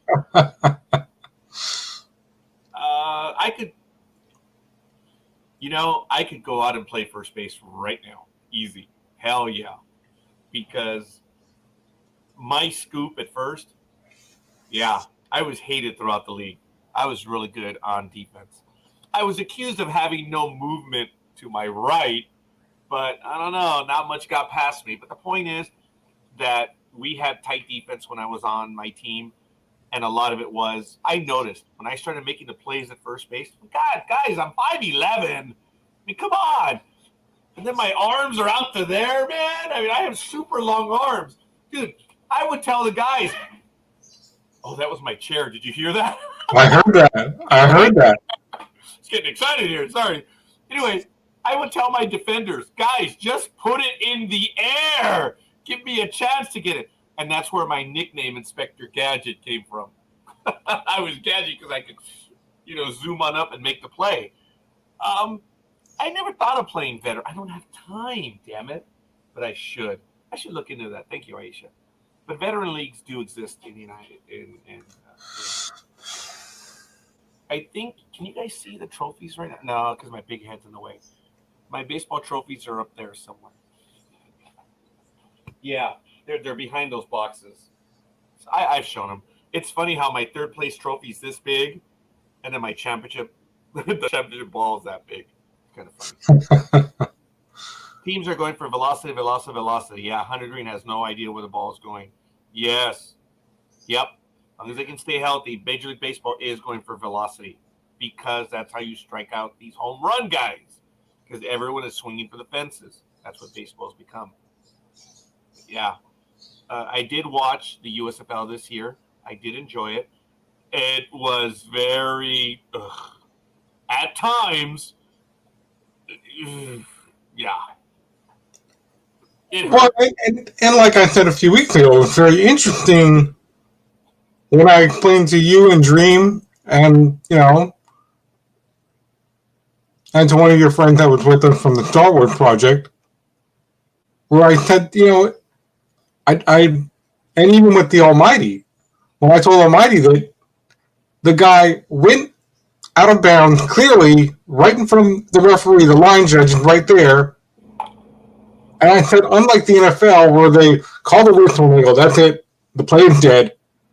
But he came back in and ran about 3-4 yards more, and then they called the whistle. I was like, that's when the Almighty was like, really? And I shared the video image with you guys to play the clip, and it was clear evidence that yeah, he's out of bounds. Yet the line judge still let him go, come back in, and run another 3-4 yards, and then they called the whistle. I was like, this is very different from the NFL, where at the NFL they would be like, nope, call the whistle, they're out of bounds, the play's dead. Or they'll do some other stuff like that. But USFL didn't do that. And even now, I had still been looking up, the actual rule meaning for their league, and it does kind of specify that they have, a leeway where they can actually go out of bounds without getting in trouble, so to speak. But other than that, it doesn't really say anything. So I'm like, well, I guess that's the way the USFL works, where they're like, if you ran out of bounds, let the guy run back in for a few more extra yards, I guess. Very interesting. Very interesting. I thought it was a bad call by the ref because you're not supposed to do that, even in the USFL. It was just a bad call. But I'm glad we had a chance to talk about that one. Going back very quickly, I don't want to leave the USFL just yet unless Speedy's done. But coffee, it's because when you're carrying 15 pitchers on a roster that all throw over 100, batting averages are going to go down. That's one reason. The other reason is because of the increase, they're swinging for the fences. And there's just more strikeouts. It's accepted. Folks, I'm telling you that they need to have the kangaroo courts, but they won't do that because that's taking responsibility for your actions. My teams would be tight. They would run well. You'd have a kangaroo court. The team is there to play baseball. They're there to win. They're there to have a good time, but you win and have a good time. And it's how you play the game. Be professionals. No bush league stuff. But, yeah, you've got to make things happen, and they're not. But the reality is they're being overwhelmed by these guys that are throwing 100+ regularly. We're seeing something in baseball that just doesn't happen. When I was watching baseball in the 80s, 90s, and even 2000s, having one guy throw 100 was wow. Now you can have 6, 7 guys throw 100. That is at the upper proximity of what people can hit. Folks, I can hit 100-mile-an-hour batting machine still at my age at 53. I go to the batting cages. I can still hit the machine. The machine will throw you a changeup, a curveball every now and then, but I can still hit the machine.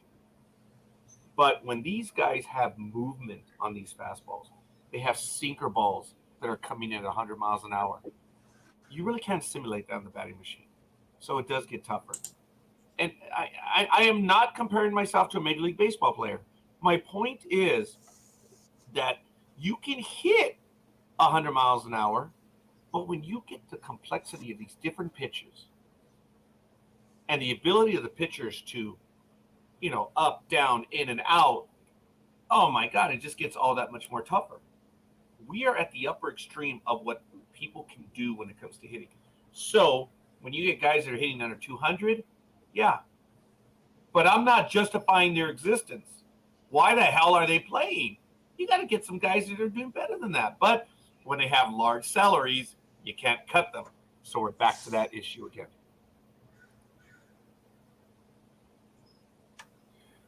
Yes, I did. Thank you. But thank you, Aisha. I did talk about rugby league earlier. Yes, and I did mention that one. Thank you. I did comment about rugby league. So, and that game as well. So thank you, Aisha. Speedy. I believe that Major League Baseball should reduce the number of pitchers on the roster. There should be no more than 12 pitchers. Okay, that's number one. Okay, you don't need as many pitchers because you have the universal DH now. They're carrying 13, 14, 15 pitchers. You want to make the game better? 12 pitchers. That's it. No more. You don't need more than that. 5 starters, 7 relievers. And if you want to use these openers, as these idiots do, 4 starters, 8 relievers. You don't need more. Yeah, I agree. And I'm sure most of Major League Baseball agrees with you too. The players, that is, especially since now there's talk that, like what we just talked about a few minutes ago, where you're getting up there in age. It might be time for you to exit this game or go somewhere else to, like what Aisha said, a veterans league. That way you don't have the problem that Doug Eddings had. As I said, this happened on Wednesday, and on Thursday, but I was busy on Thursday, where, Rob Manfield said that the Florida State, they need to have their own experiment to allow managers to challenge ball strike calls, and he wants this to take precedence to try it out in other states as well, suggesting that Major League Baseball be close to adopting a similar rule where the manager can go, okay, well, umpire, you're a bad umpire. Can you please follow the rules clearly? Because that was not a strike. Something like, it's just a thought process. But actually, that's not what happened on Thursday. Because Doug Eddings missed the season high call with the Blue Jays on the White Sox game for a correct call rate of 86.2%. Wow. Which included 6 blown strikeouts. And what's better is there's video evidence, always. And strike 3 called, and again, it's off the edge. He homered his last time out. What an endorsement. Adam Simber, that's called as. There's a strike. More stealth. And he's filling up the strike zones. And the ball, you've got to respect it. Tonight he's dropping that pitch in. Another pitch off. Okay, well that was just somebody made a quick 30-minute camp. Not 30 minutes, 30 seconds, and I'm sharing that with Scorekeeper right now. That way he can share that with you guys, and he can view the video himself as well. We've had this problem over and over and over again, where guys that used to be players, and, well, like Scorekeeper always says, they call themselves professionals. I know what I'm doing. And now that I'm an umpire, I really know what I'm doing. No, they don't. How many times have we seen this where they go, wait, strike! You're out. You're out of here. We went through this last week where the guy got really upset with the umpire, and, well, we pretty much know what he said, and cussed him out, and then, the benches had cleared, and then, the Astros manager, Dusty Baker, was like, what are you doing? You were a player on my original team, and you know the difference between a strike and a ball. And that's why, in last week's video, you saw him lower his head. Yeah, you're right, Dusty. You're right. I should know that. I'm an umpire now, though. You're still a manager, but I'm an umpire. I'm smarter than you. And that's why Dusty Baker's like, Watch this 30-second clip. Okay. I have comments on this, but yes, this is one game. I have another video that shows a compilation of bad calls on this year alone. But take a look at it. There's going to be no sound, but check it out. You're going to have to watch closely, and I'm sorry if you're watching on a small screen, but check it out. Outside, clearly, by a lot, that's a bad call. Okay, that's another strike out there. Okay, that's a bad call. That's the one I was shaking my head on. All right, but okay, now. Okay. That's close, but that is also close. Okay. Yes, it's clearly off the plate. But, folks, as this game is going on, here's the deal. First, second inning, you're getting these bad calls. The pitches are somewhat close. And in my opinion, as a coach, okay, he's got a large strike zone today. You know that pitch close is going to be called a strike. Stop your bitching and protect the plate. I know it's tough, folks. I know these baseball players, they're trained to know their zone, but if you know the ump is calling them, see, look, not too long ago, this is what baseball players would tell you. Okay, it's a bad call. All right. All I want is consistency. Look at where the other than that pitch that came in, shoelace high, I'm exaggerating. Folks, this umpire's consistent. He's consistently calling those pitches off the plate. It's a bad call, but look. Okay, this is closer, but he's calling them. Okay, that one sucked. Okay, but he called one down there already. That was close. It doesn't look it, but it's close. So's that one. That is, guys, it's very close. Same position. He called it before. He called it again. So, I'm not going to defend the ump, but as a baseball player, if you know he's calling them close, what do you do? It's a ball. You're out, buddy. So what? I know that my coach would have told us, because he would have caught that early on, saying he's calling them close. You have to expand your zone. So start defending it more. But no, I know these players are good and they're taught the strike zone. Come on, man. If he's going to be consistently calling it out there, do it. Is this a bad game in today's video era, Speedy? Yes, it is. Let me tell you, playing, that ump is consistent. He's consistently bad. However, I should have said that. He's calling the close ones. It happens. Sometimes the umps open up the strike zone. But look, he was calling them on both sides. The players, all they want is consistency. If you're going to call that shite, better call on the other guy. And it looked like he was. Okay? So. Yeah, very quickly, we'll get back to that. Aisha did have a joke before she leaves for Scorekeeper. Okay, it's almost time for me to leave, but here's my last joke for today, and I thank you, Aisha, for doing that. So, folks, if you want to be here, you gotta bring jokes. You gotta come and play. If you were on a deserted island and you could only bring one item, how come people never say a boat? Why? I know. Why don't you're right? Why don't they say a boat? See, I would have said a DVD player with a TV and a power source.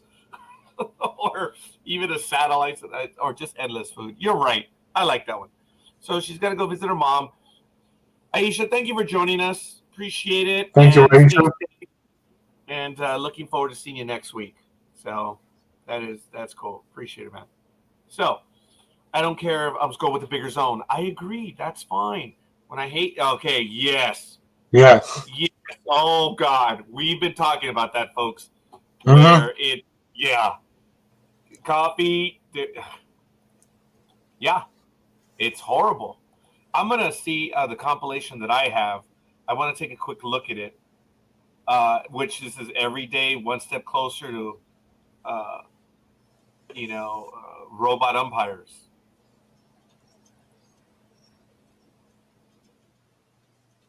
That's a bad call. Yeah. Check it out. Okay, this is one call. Look at it. Okay, this is bad. Just not even close. Dude, come on.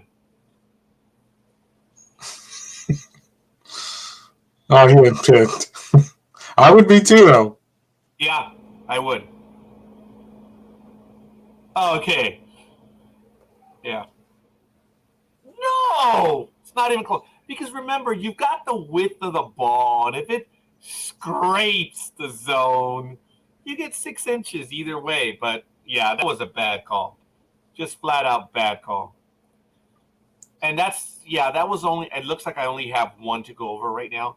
I was looking up many calls. That's a bad one, man. Yeah, we went over the whole Angel Hernandez thing last month. Remember, with the video that I shared with you guys last month, where the ball clearly was like out of the box, and he goes, strike. And Victor Ramirez was like, dude, are you blind? The ball went way over there, 3 feet away from me. He goes, yeah, that's a strike.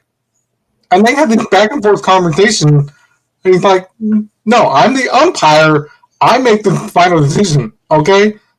And Victor goes, no. Remember, that was when the Almighty was doing the voiceover. Remember that last month? That was funny. I'm glad we had that on video. That was hilarious. Actually, that was. Folks, you can't walk your way to victory. I know, bases loaded, excluded, right? And whatever, but you got to swing the bat. And I love what Coffee says. You know this guy. He throws 90. What the hell are you doing? Swing the damn bat. But no matter what, that's a bad call. And Angel Hernandez, who do you have video on? Dude, because you are, oh my God. He makes, yeah, it's horrible. But I've had it, and you've seen the games where the catcher lines up, doesn't even move, and the pitch goes right there, and they don't call it a strike. And as a coach, I would be screaming, he hasn't even moved! He hasn't moved! Why is that not a strike? Oh. But you piss off the umpire, and they're going to make bad calls. You just hope it doesn't go against you. But, folks, the reality is one call, it doesn't come down to one call. What were you doing the rest of the game? Okay? Cry about it all you want. This umpire, the one that Speedy did show us, and I appreciate what you were trying to say, Speedy, but he was consistent outside. Hey, start fouling that off. Start defending the plate. Open up the zone. If you know he's going to call the outside pitch, go with it. Go the other way. Go in the opposite direction. But, hey, when it's out of the zone, you can't swing with the fences, allegedly. So,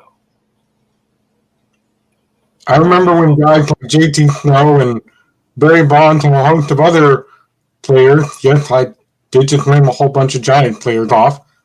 Not because I'm biased, okay? Not because I'm biased. But they would step out of the zone as if they were taking a timeout because they knew the ball was going to come in and they would get called for a strike. And then they come back in the plate and they go, okay, well, umpire, I'm ready. Let's go. And then that next swing, somebody would get a run or a home run, and that would be great. But they don't do that anymore because, like I said earlier, we have guys that used to be players, now they're umpires. Mainly Angel Hernandez. That's a strike. And then everybody gets mad because they don't know what they're doing anymore.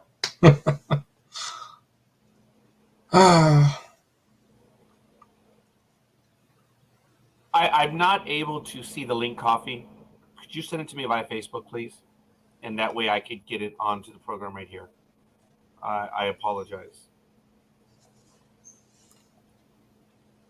Well, let's move on because we have to figure this next thing out.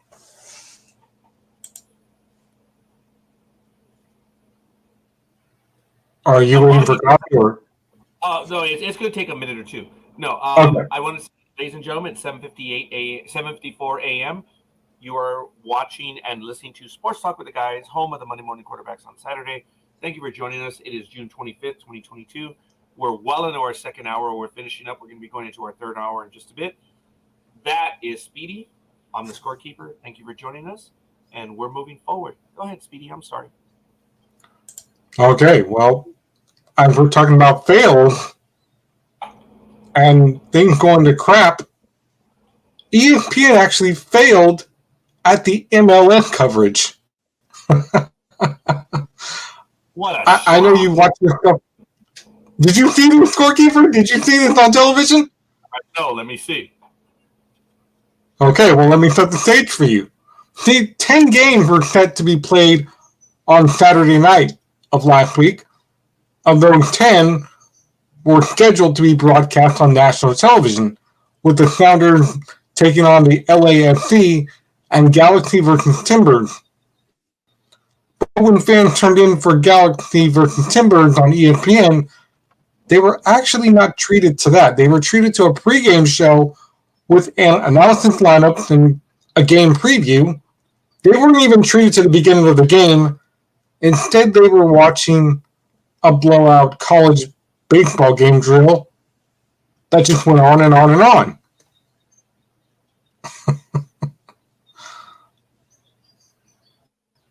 And at this point, people are like going like this. Well, isn't the actual MLS game supposed to be on? What is this? What am I watching?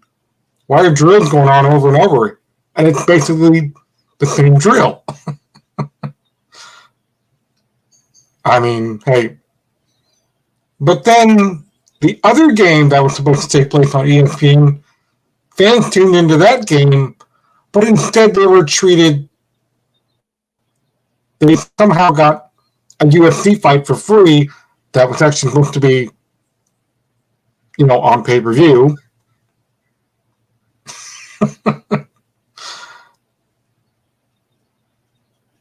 And Sounders and LAFX had problems of their own by having a live TV camera crew on set with an ice touch.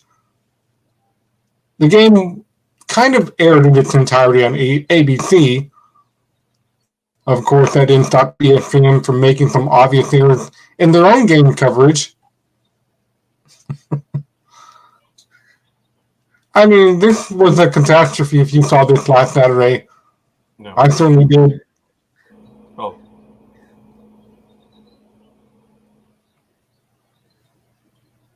And if you're hoping for a more serious MLS coverage, the league has announced that they will do a $2.5 million deal to recapture the game with Apple TV. And if you have Apple TV, you'll basically be able to have a place for centralized coverage that wasn't with all the errors that came with it last weekend. The looming question, though, is whether MLS can continue to grow with games decreasingly available on local networks. Only time will tell. Could you imagine that, Scorekeeper? You're one game, you're supposed to be watching, and it turns out to be nothing but a drill, and then you switch over to ABC, and you're like, I'm gonna just sit back and relax and watch the Galaxy and Timbers game. But that actually turned out to be a free UFC fight. That was, I don't know how UFC did that. They were supposed to be, like I said, on pay-per-view last Saturday. And it accidentally got switched to TV, and everybody saw that for free. That wasn't pay-per-view.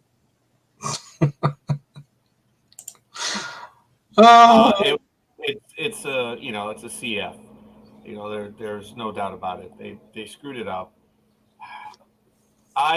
Thank goodness I have not been a party to any of those moments where, like the Heidi game, there was an incredible game that was being played, and they switched to Heidi. Ugh. So I've never witnessed something like that. Thank goodness.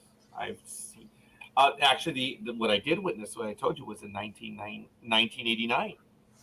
I was watching the beginning of Game 3, and it was 5:05 p.m. They were talking about Game 2, and I remember seeing it. The ball was hit out to right field. The throw was coming in, and my screen started to go to snow and shadows as he pulled into second, and then it was yanked off the air. And all I saw was just all white and black, the snow. And then I could hear in the background, "Oh, we're having an earth." It cut out. And I was like, sitting right next to my grandma. I was supposed to be back at work at 5 o'clock. My lunch hour was from 4 to 5. And I was still at home, and I'm watching, and I put my hand to the ground, to the floor of the living room, And even, the houses are raised here in Southern California for earthquake reasons. I felt the earthquake within 40 seconds. That was crazy.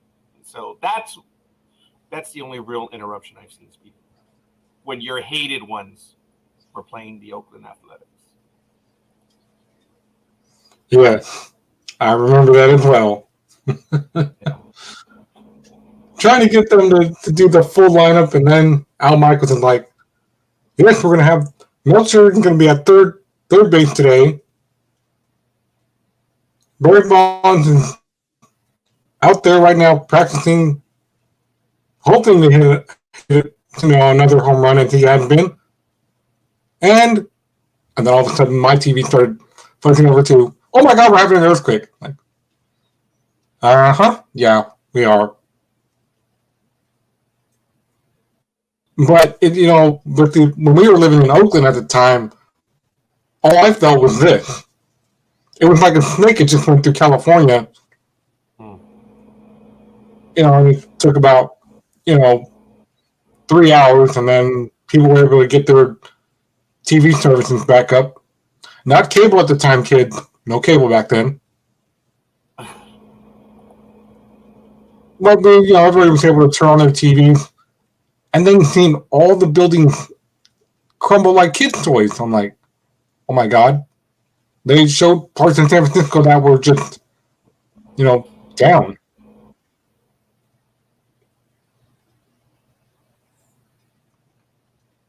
And I guess this is... I was waiting for you to finish. I have the video. Thank you, Coffee. He sent it to us. Okay. These are the bad calls of Angel Hernandez. And we will do that right now. No sound, forgive me, but here it is from the New York Post. Thank you, Coffee. Look at that. That's way outside, man. Yeah. Like, look, man, when the players react, man.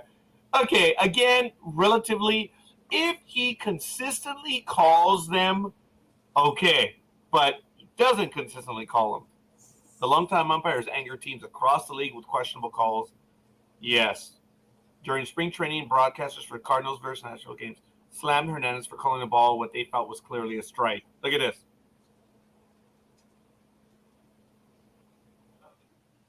It's close enough, man. Okay. Just months later, it was low, but it was close. Royals pitcher Brady Singer was ejected. Okay, so let's see what this one was. They're bad calls, though, folks. I would have let that last one go. It surely. Oh, too bad we didn't see the strike call or the non-strike. I don't know how else Angel Hernandez still has a job. I want to know who he has video on.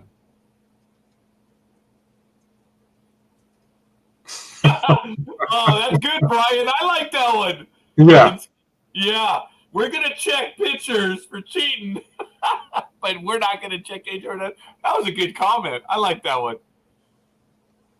That was good. Coffee, I appreciate it. We did see 2 bad calls on that one. It is bad, folks. It's just bad. And I think I know what you're talking about, Coffee, when it was right down the middle, and it's just and to the catcher's credit, did not flinch a centimeter or a millimeter, whatever. He's there. It's like, what the hell? It's like, where do you want it? Where do you want it? Angel Hernandez, he's got video of Manfred playing golf with Satan. I got to tell you. Otherwise, I don't understand why he hasn't. He should have been. Well, once you make the majors, you never get sent down. But I thought they were rating them. I thought that they, at the end of every week, whenever they receive reports on how they're doing. Remember, folks, about 10, 15 years ago, they have so many cameras now in that they can get strikes and balls digitally, and they rate the umpires. If you're consistently bad, fix it. Doesn't look like he's fixing anything. Who does he have video on? I want to know. Yeah. But folks, we are now in our 3rd hour here on Sports Talk with the Guys. Thank you. And thank you, Aisha, for sharing this link. Oh, Star Trek joke. Appreciate it, Aisha. Thank you. Just like we all want to see the video of that scorekeeper, everybody else also wants to know an important thing. Everybody wants to know why Freddie Freeman went back to the Dodgers, making his return to Atlanta, and then going back to the Dodgers. And that's right. He had a good game yesterday. Yeah, but now he'll be wearing a Dodgers uniform when he returns to Atlanta. He did, yes. He did, yeah. And, people are like,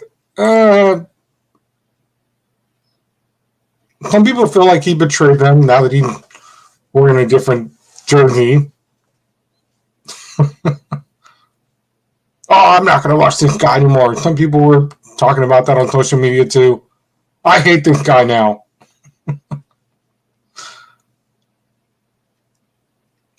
I mean, it's almost as comic as, watching us wrestling fans do something like that.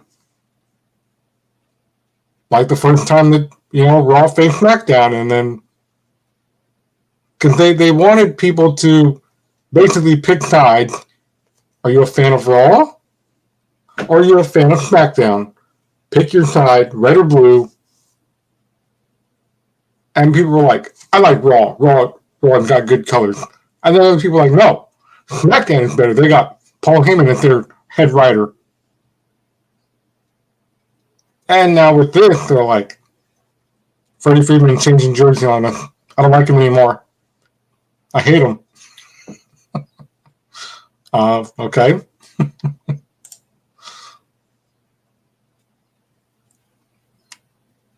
And as I understand it, the Dodgers did win 2 of their 3 games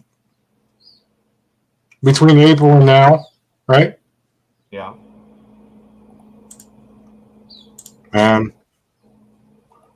It's all right. It's all right. My Giants will take care of the Dodgers. Oh, I'm sorry. Your third place Giants? Okay. All right. Well, good for you, Speedy. I'm glad you have faith. I'm glad you do. It's like, wow. The third place Giants are going to take the Dodgers. Okay. I'll have to see that one. Wow. Oh, okay. You want to play that? Well, then I'll play this. Maybe I can, get some of the umpires, get Angel Hernandez in there, just because, and I'll be like, here, Angel, umpires, take this, don't tell anybody, but this is for you, as long as you basically screw them over. Hey, are you going to stand with Angel Hernandez? Are you serious? No, but it's just a thought. Wow. Are you talking about bribing the umpire, Speedy? Jeez.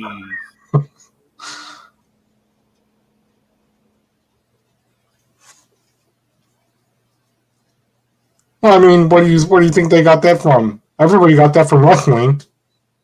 Here, you go distract the ref, because you're my partner. I need you to go out there, kind of like what they did this week on Raw and SmackDown. They did the same thing on 2 separate shows, but it was the same thing. Thank you, Tony. Yes. Tony's with me, being a Giants fan. I appreciate that. He's a Phillies and Tigers fan. But you know what? Hey, I'm glad that they did lay the smackdown on LA, which I'm really happy about because the Dodgers are a good team. I just, we're talking about the hated ones. I love it the way Speedy says, oh, the hated ones are going to take the Dodgers down. Sorry, I'm going to say who? Say what? Say who? Yeah, I don't know, man. But anyway, apparently the A's in June are 3-17. Folks, Coffee has stated from time immemorial that Speedy is an athletics fan. He always has been, and it's just a cover to be more inclusive to everyone that he is a hated ones fan. But it's a known fact here in the universe that Coffee believes that Speedy's an Athletics fan. Hell, even I've given Speedy a hard time over it. Come on, it's okay. Speedy, it's all right. You're amongst friends. Dare I say, even you're amongst family. It's okay, buddy. You're all right, man. You're an Athletics fan. It's okay. Don't worry about it. No. Just come out of the closet, pal. Admit you're an Athletics fan. What? Just because I have. Here we go. All right. I think I these people. You and Coffee are on the same wavelength. You and Coffee are like this now. You're tight. I get it. Yeah. Right? We always have been. I'm not kidding. Ever since dude, I said it on air, man. I said, damn, we're both AB positive. I get it. I see a lot now. Dude, we've gotten along ever since. Just watching a replay of the A-holes taking out the Yankees. Yeah. It's okay. Don't worry about it. It's okay. This is a safe zone. Just because everybody knows about it, and that half the pictures on social media are of me invading the A's games, but yet if you go back and look closely at those pictures, ladies and gentlemen, I'm in full Giants gear. I'm the only one in those pictures where my dad and my grandpa took turns taking those pictures of me and my siblings, and then, all these other random people that were around us years ago. In 2008, 2010, and 2012, it was always the same thing. Getting on BART around random people, and I'm the only one in Giants gear. But then, it was better because, by the time I get to Oakland Coliseum, which is only the next BART station over, thank God, and we just, walk across the platform to the stadium, and I'm in the immersion of other Giants fans, and I was like, yeah. And then my sisters were like, ugh. I'm like, what? They're like, we're surrounded by too many Giants fans. My dad's like, yeah, it seems Mr. Matt has more friends than us. I'm like, yeah, we're all the A's fans, huh? Not here tonight. Every single time that we've played the A's, there's always more Giants fan at Oakland Coliseum. And, well, even half those fans don't even go to Giants games, and I'm pretty sure they know we'll outrank them there too. Just a flood of orange and black is all you see around that stadium. Always. But, I remember back to when the Alan Martin, when he used to co-host with me, I got to get him on the show too one of these days. And he told me on a show once, back in the Blog Talk Radio days, he's like, man, I've seen those pictures. You're brave out of all your family members. He goes, why do you invade A's games? I'm like, simple reason. The same reason that anybody else does anything just to piss people off. And people are like, why are you here? I'm like, I know why I'm here, but at least I'm not the idiot from 2012 where the guy showed up at Giants Fan Fest, and I mentioned this several times. Why would you show up at a Giants Fan Fest in full Dodgers gear? I didn't know we were Dodger Stadium. Okay, first of all, yeah, that's stupid. Second, he's a brave fool. Stupid. And 4, knowing the bad blood between the teams, he is stupid. I would never have done that. Look, I when we went to see the Angels versus whoever and they won this last time a week and a half ago, I took an Angel jersey. I'm a Dodger. I'm an Angel. I'm also a Padre fan. I know it's stupid, but I like those teams. I'm getting an affinity for the Mariners. but I just love their stadium. But I'm a Yankee first and foremost. But I'm not going to take a Yankee jersey to a non-Yankee game. What's the point? It gets people, look, people still drink at games and they're stupid. They're unhappy at home. They ain't getting any. I'm sorry, I'm talking about other fans. So anyway, they're unhappy at home. They ain't getting any. And the reality is they get drunk and they just are looking for any reason to be stupid. So I'm not going to give them reason. I'm not afraid of them, but when I take my daughter, I'm a little, I don't want anything stupid to happen. So I'm a fan. I don't go there looking for fights. I go there to enjoy the game. And the reality is, I don't understand why people just have to get so damn drunk to just talk shit. On this program, we know liquor is truth serum. Okay. The real person comes out when you drink. And these guys are just a-holes. And some women can be the exact same way too. Most of the time they're not, but I'm generalizing. So Yeah. Did that Dodger fan get beat up at the Hated Ones Fan Fest? Oh, we were close. We were close. Everybody was ready to pounce on this guy. To do what? They were ready to pounce on him. Wow. So we were like a pack of hyenas ready to kill. But here came security and SFPD. Can you kindly leave the stadium? You are legitimately pissing everybody off. And as I'm standing there, one of the police officers goes, "Are you that stupid? Why would you show up in Dodger gear?" And the guy was like, "I don't know." I'm like, why would you tell the cop you don't know? That would be like me going to Oakland Coliseum with my Giants gear on like I have in the past. Why are you dressed in Giants gear? And if I would have said, I don't know, that would have been really, really stupid. First of all, they do this every year, A's versus the Giants. That part is really stupid, right? I just want to make that clear, that one part. Yes. But I'm sure, Scorekeeper, that you wouldn't even show up at a fan fest for another team with your favorite team ever, would you? Why? It would make no sense for you to do that because it's not your team having a fan fest. You see, the people that do that, okay, but look, but also in the extreme way, if a guy shows up with another team, it's like, he's looking to get his ass whooped. The guy's hurting for money and he's hoping to get his whatever whooped. But exactly, yes. That's what I was alluding to, Coffee, and thank you for saying that. When I said, come on, man, this is America.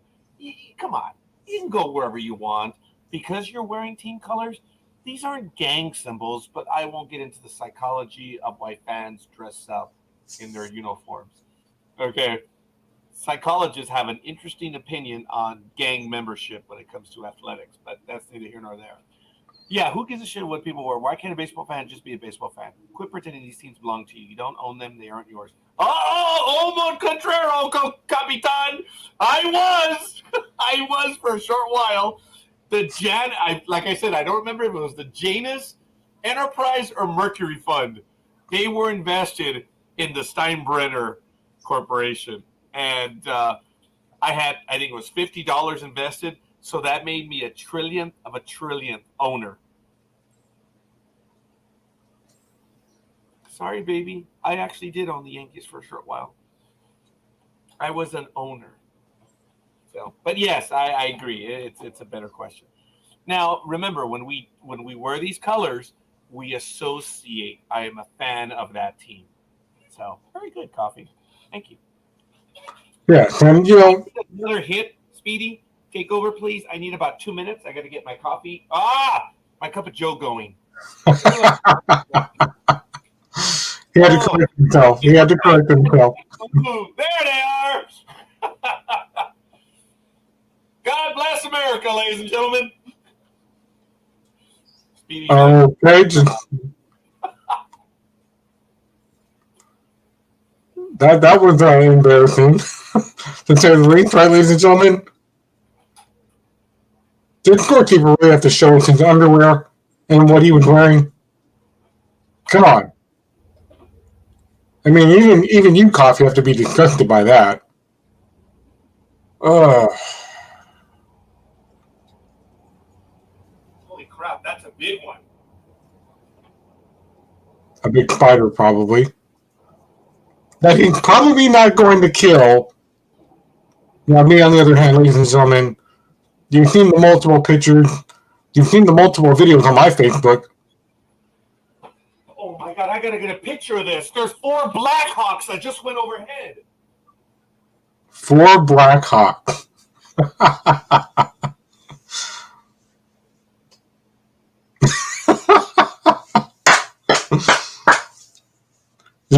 Yes, Coffee, I would agree. I mean, he's like, look what I'm wearing. And it almost came down, too. I was like, no. Nope, that's why you saw me do this. Like, go get your Joe. Move along. We didn't need to see that at all. That was close there, ladies and gentlemen. That was close. They're swim trunks. Calm down. It's not my underwear, folks. They're swim trunks. They're, I apologize, but I thought it was a bit of a joke. They're swim trunks. That's why Coffee just said in the chat room, he said, I'm disgusted by almost everything Roger does. That was close. Yeah. We all thought it was underwear, okay? We didn't know. No, they're not. I would never make anyone suffer like that. But by the way, did you guys hear the roar? A little bit.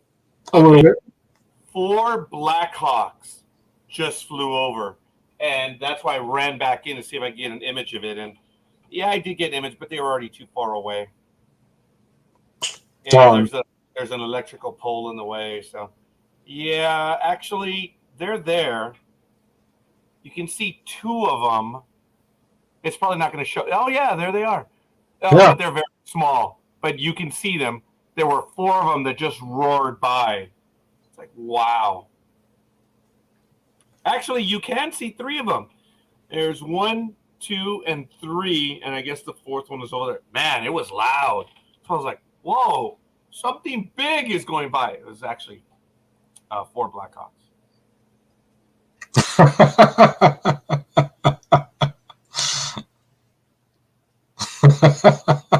I didn't say it. Coffee said it. Wow. Aaron Judge and the Yankees avoid arbitration. They agreed to a 1-year, $19 million deal.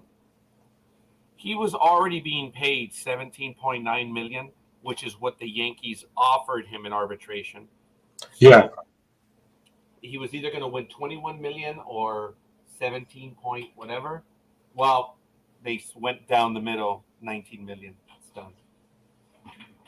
Hey, whatever, man. And Max Scherzer's not returning on Sunday. I guess he has a strain. Yeah, I figured that would happen because that was going to be my next thing, but... I'm sorry. Oh, get to it, Speedy. I sorry. Yeah, but what you guys were... Before you went to get your cup of Joe, I was thinking before you went to get your cup of Joe that maybe that fan... I know what that fan's problem was. Maybe he felt like showing up at our fan fest in Dodger gear a few years ago because we're the only team, and this is true, Scorekeeper will probably dispute this, but we are the only team that does not charge on FanFest Day. We let you park in for free all over Giant Stadium. All the other teams, $15 for admission. Come on, it's FanFest Day, but $15, let's go. You need to pay for the parking here. Giant staff, they're like, go park anywhere. Park across the street, we don't care. It's FanFest Day. Coffee says there was a story during the week that Judge could be heading to the Twins. My question is, and this is Coffee's question, is why would they want a 30-year-old guy on the team who succeeds because he plays in Little League? Scorekeeper? You have I don't know. My team is the best in baseball right now. So, scoreboard, baby. And yes, last night we lost to the Angels, but scoreboard. This is going to be the most dickish I am when it comes to it. You guys know that no matter what I don't. I love the sports. I don't do the rah and stuff it in people's faces and talk crap. And it's just not me. Because number one, I don't like when they do it to me. And they do it to me all the time because I'm a Yankee fan. I get it. Being a Yankee fan, it comes with it. But, whatever. If anyone else wants to be stupid, let them. I'm not going to be stupid. And this is the most that you're ever going to get an attitude from me, right now. Well, people are sick of people that do the air quotes. So I'm going to pretend I'm doing something else. I would gladly want to do that, but circumstances don't allow me right now. I think the coffee's ready. I need a few more seconds. So I'll be right back. They're swim trunks, you dumb bastards! They're swim trunks! Okay, well, he made that clear. Swim trunk. Although he doesn't have a pool. I don't either. Unprofessional. He said he's not trying to be unprofessional. Okay, I don't know what that means, but, Well, he does that. I'll do a non-sports thing for a minute. Ladies and gentlemen, we are just... Well, if you're into hunting video games, like I have been since March, then you should know what's coming. To all platforms, the Hunter Call of the Wild is releasing a huge new update that's coming with a brand new free map on Tuesday. Oh, no way! Well, we found him using nothing there to reach way up there to get that hung up. He's pulling out the heavy artillery, the ladder. Not bad. I got it up there. Oh, okay. Never mind. I thought he was going to show us one of his awards. That remember earlier he said one of his baseball awards when he owned a team, one is bigger than the other. But I guess he just moved the ladder just to get that hung up there. One shot, baby. One shot. We saw. Yeah. We saw that live. I'm sorry, but yeah. Oh, that's why you heard me. Yeah. Sorry for the language, folks. But that one, I was like, all right, just do it. It worked. See, what I thought was going to happen is, okay, look, that is the glide for the garage door opener. Okay, you see it. Yes. Okay. So there's the little where the wheels, the little lip, that's where I have it hanging on. But with my luck, I was going to do it where I was going to miss the lip and go over to the very top of the rail. But no, I got it right exactly where I wanted it to be. Andale. Yeah, as someone I know personally always says, this is live, ladies and gentlemen. There are no animatronics here. That wasn't a stunt devil. That was Scorekeeper actually jumping up there to get that hung up live on the air. And I did it. Wow. So, white men can't jump. Great movie. It's a funny movie, man. Yes, it is. Oh, I have not seen that one in a while, man. I want to see that one. Oh, I do apologize, Coffee. There it is. I don't love the sport. Baseball players are wimps and clearly not very good at their jobs, with so many hitting under 200 and getting hurt in a game that consists of standing and sitting while doing almost nothing for 3 hours. Coffee, the average runtime of a Major League Baseball game is about 3 hours and 7 minutes. Get it right. Go to his next line. Animatronic.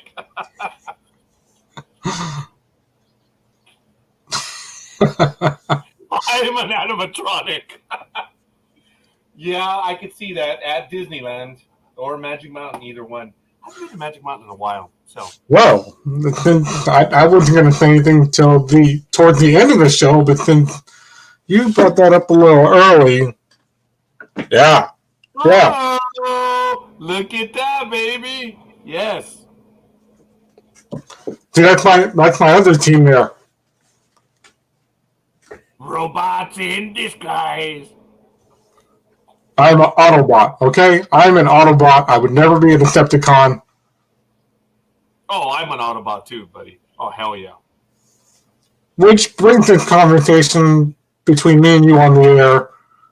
I'm thinking about either going down to Disneyland or Universal Studios at either probably the end of August, maybe the end of September. Oh, wow, really? Yes. I've got the money lined up to go. I'm just trying to figure out if I should do it in August or late or mid-September, like I did in 2016. Okay, in my humble opinion, in August, the park is jammed. Oh, actually, it's jammed all the time now. It's just a reality. But in August, you've got the summer crowds. Well, hey, you know what? There are a lot of girls that dress for the season, so it might be worth it. Sorry, I'm an old man. Hey. Right.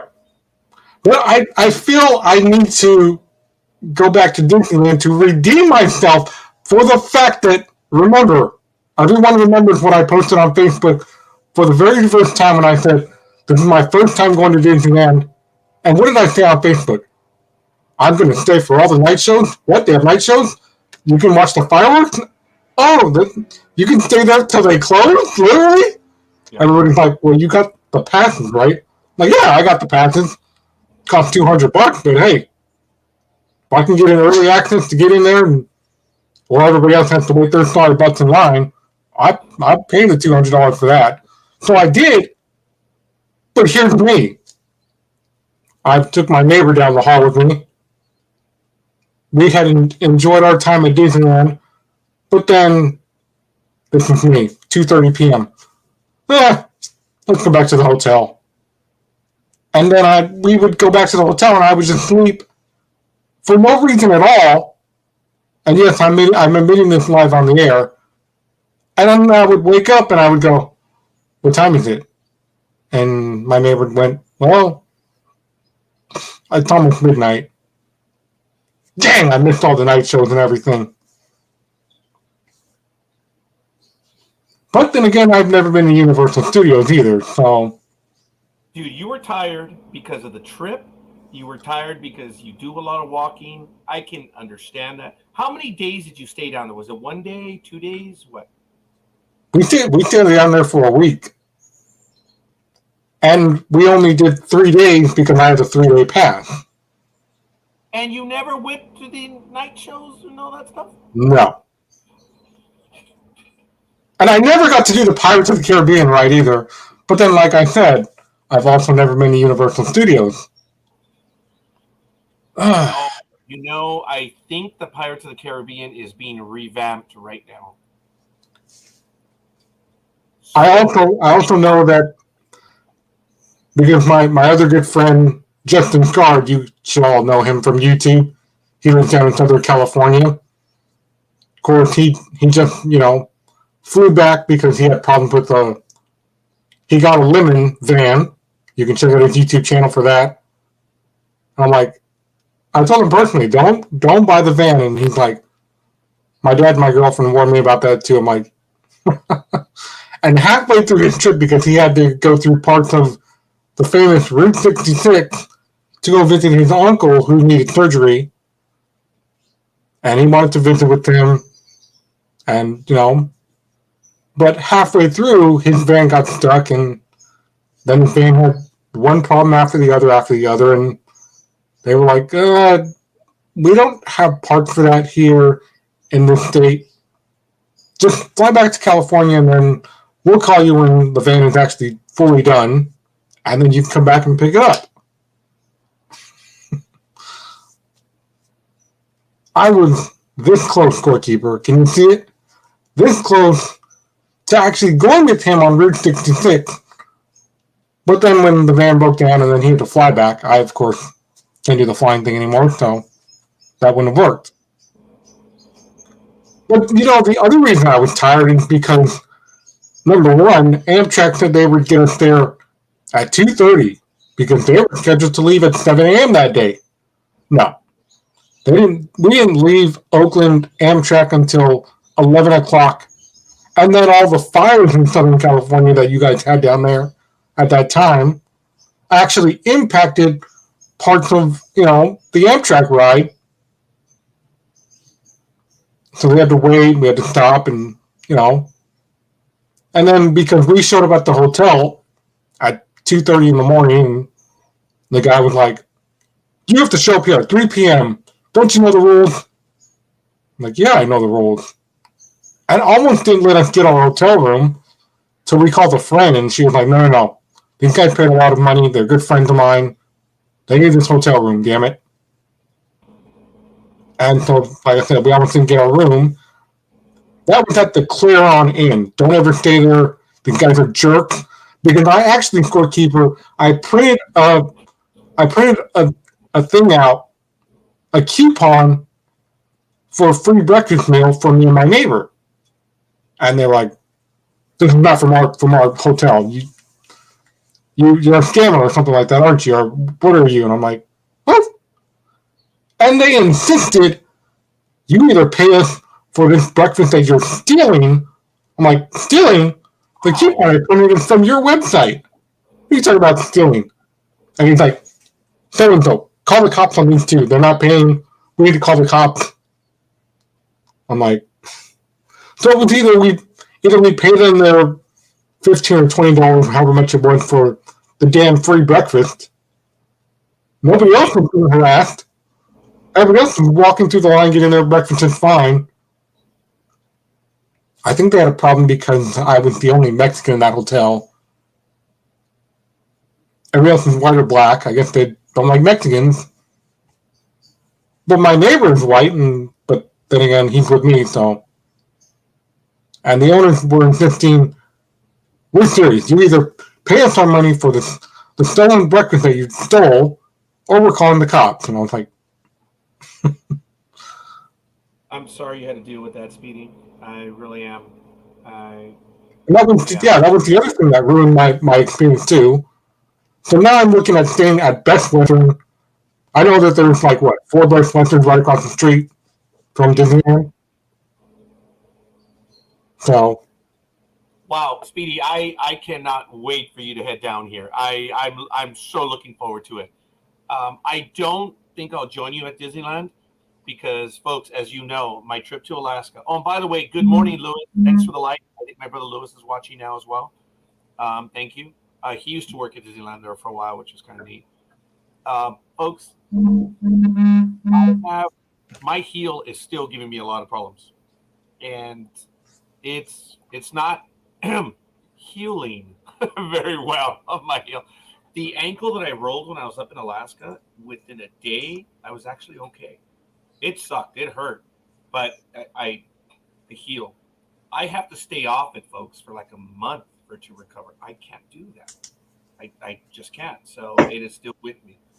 And I'm okay throughout the day, but like when I'm at work, I thank goodness I sit behind a desk and even here. But if I'm walking, well, look, my brother and I did a day trip last weekend, and I think he saw it later in the day where I was just getting tired, and I can't hide it. It hurts with every step. But thank goodness I'm able to walk on it. It's very uncomfortable. So knowing we go to Disneyland, even if it's in about a month from now, I don't know, Speedy. I mean, it can get better. It is getting better, but no. But if you're going to be here for some days, we will get together, and who knows? Maybe we'll get some wrestling events when you get down here. I would look forward to that. Yeah, I was thinking about that too. I'll send you a link to Facebook that shows and I posted it in the chat room, folks, for all the ones that are open, all the rides and closed, and you're looking good right now, buddy. There's a lot of. I was wrong. Pirates of the Caribbean is open as of right now. But, Yeah. I thought it was closed a little while ago, but that was immaterial. Anyway, Speedy. I'm looking up Speedy. You type it in speedy.com. I wish. It's not going to work. Well, there you go. I sent it to you, buddy. You can check it out. It's a blog. Oh, there it is. You heard the beep. Yeah. Yeah. I'll take a look at that later on. But yeah, I need to do that. But Yes, we should play a game of pepper coffee. I'll show you how crippled I am. we're with a baseball bat. I would never hit coffee with a bat. But what I use the bat for, with the little baseball, it'd be a nasty little. Is that a starter bat? What brand baseball was that? Oh, it's a Louisville Slugger. It's a TPX. Ooh. As I mentioned before you joined the program, this is the TPX that I keep close to me. I keep it close to me because I got a heavy sinker. Try and keep that off the ground. That's pretty good. I like it, Coffee. I appreciate that response, buddy. He knows. Dude, there's no animosity, man. I'm just talking crap.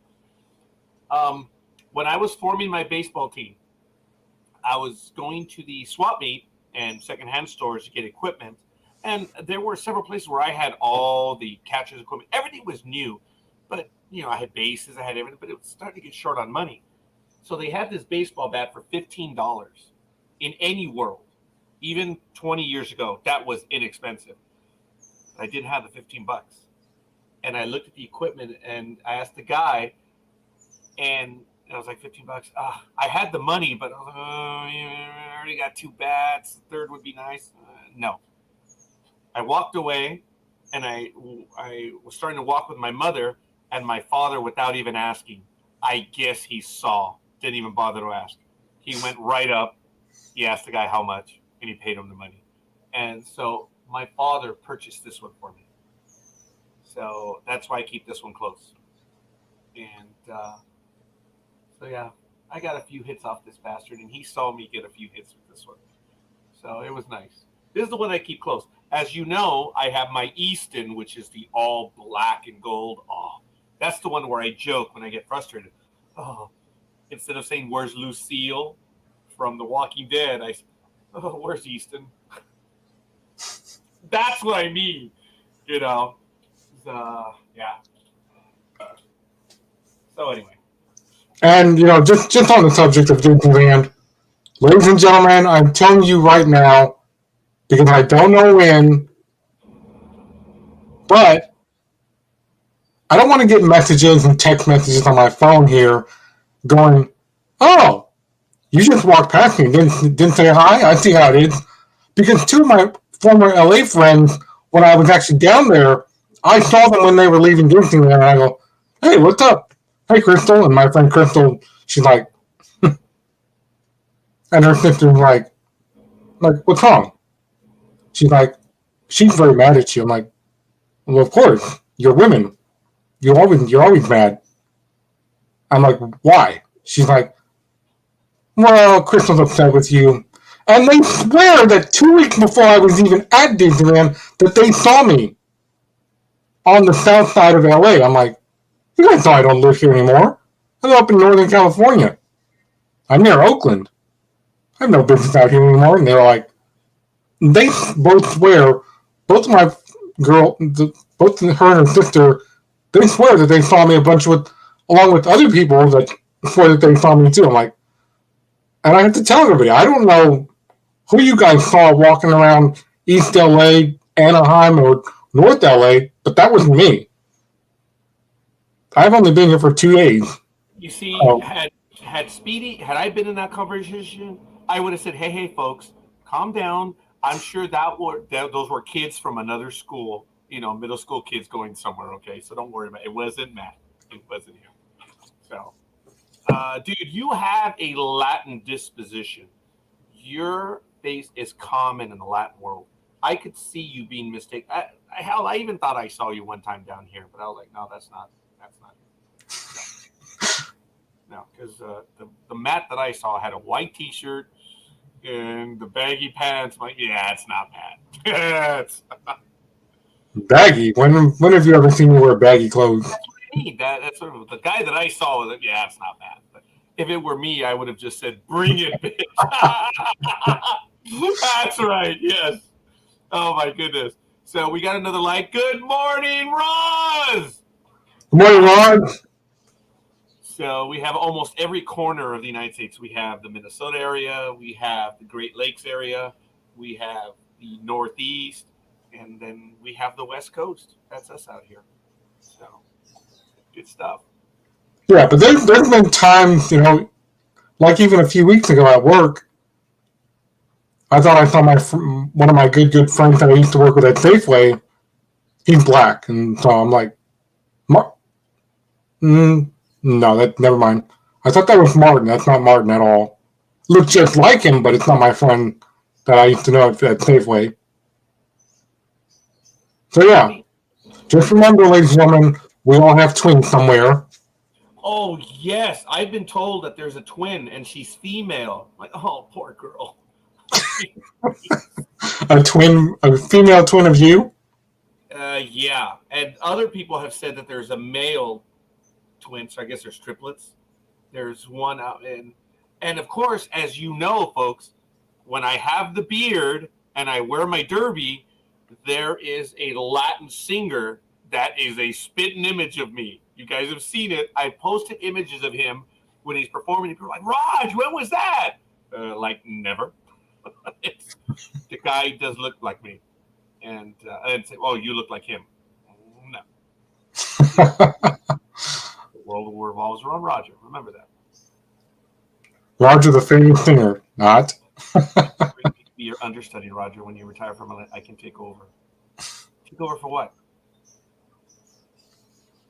He said when you retire from LA because, you get you're thinking about going to Alaska. And so that's his way of saying when you leave California, he'll take over.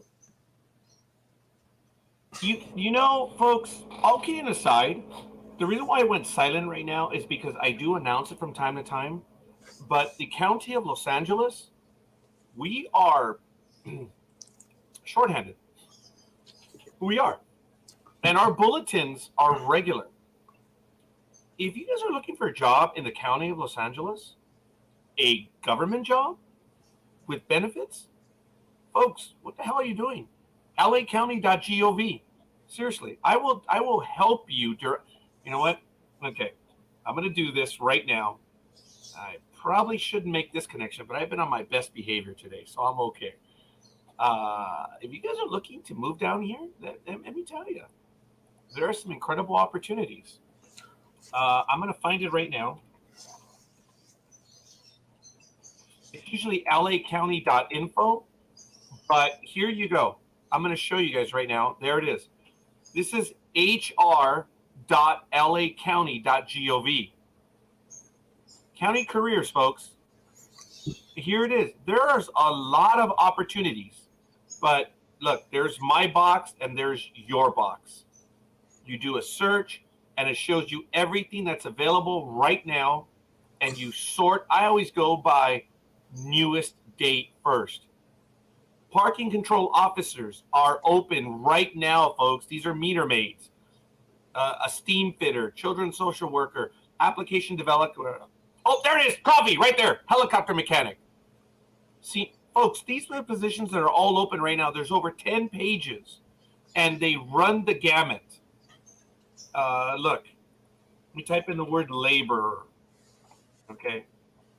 Youth general labor, construction and repair labor, laboratory assistant, all this stuff. Folks, there's with or without a college degree. So I'm just telling you guys that there are opportunities right now in Los Angeles County. Unfortunately, this is a personal comment, but people are not getting the injection or the immunizations, and they're leaving county. So I thought you were going to say, hey, coffee, you should be I'll pay off air, buddy. I thought you were going to say coffee. You could be a meter maid. That's what I thought you were going to say, but Oh my God, I could envision him as a meter maid. I could too. I He could too. would knock it down, dude. He would just like, can't you read the sign? It's right there. Ignorance is no excuse of the law. Here you go, right there. Don't pay me. Mail it in. And it's extremely funny that you say that because Him as that. it's funny you say that because last night I was down the street, Scorekeeper. Mhm. Ladies and gentlemen, I was down the street at the nearby Safeway here because I'm like, wait, that's what I need. I went to Chipotle first, and then after that, I'm like, oh, yes. I don't have this, I don't have that, I don't have that. Let me just run inside Safeway real quick. I won't need a bag. I'll just carry everything back to my car since I got my Chipotle food in the car anyways. And as I'm in checkout, my two buddies that do security for several Safeway stores, they were escorting this woman out. Like, oh, we caught you stealing. You need to leave. And she's like, don't touch me. Don't touch me. And then she says the one thing to them that is just appalling. Because he's like, you need to leave. Let's go. Turn around. Keep walking. And she said the line, you don't work here. You don't really work here. You're just a security guard. I'm like, you're going to tell a Safeway security guard that he doesn't work for Safeway. That's cute. Dumb lady. Okay, when someone has to say you're just a security guard, it says more about the person saying that. It's absolutely abhorrent, disgusting, and I've never been a security guard, but I appreciate what they do. Someone has to do it, and they're the ones that do it, and I'm thankful that they do it. So if someone actually says that, it just shows you that the animal that they are. Now, if you hear me say, and I do it all the time when I call in and there's a problem or something, oh, sir, there's something wrong with your account, blah, blah, blah. Oh, yeah, it must have been your senior clerk. I'm a senior clerk. So I always do that. I'm the one to always say that. Oh, something happened? Oh, it must be your senior clerk. Because I'm a senior clerk. So I can and do. Let's see. He says security guards in my job are quite attractive. I like having them around. There are a few security guards, and I would love to have them around, but we don't.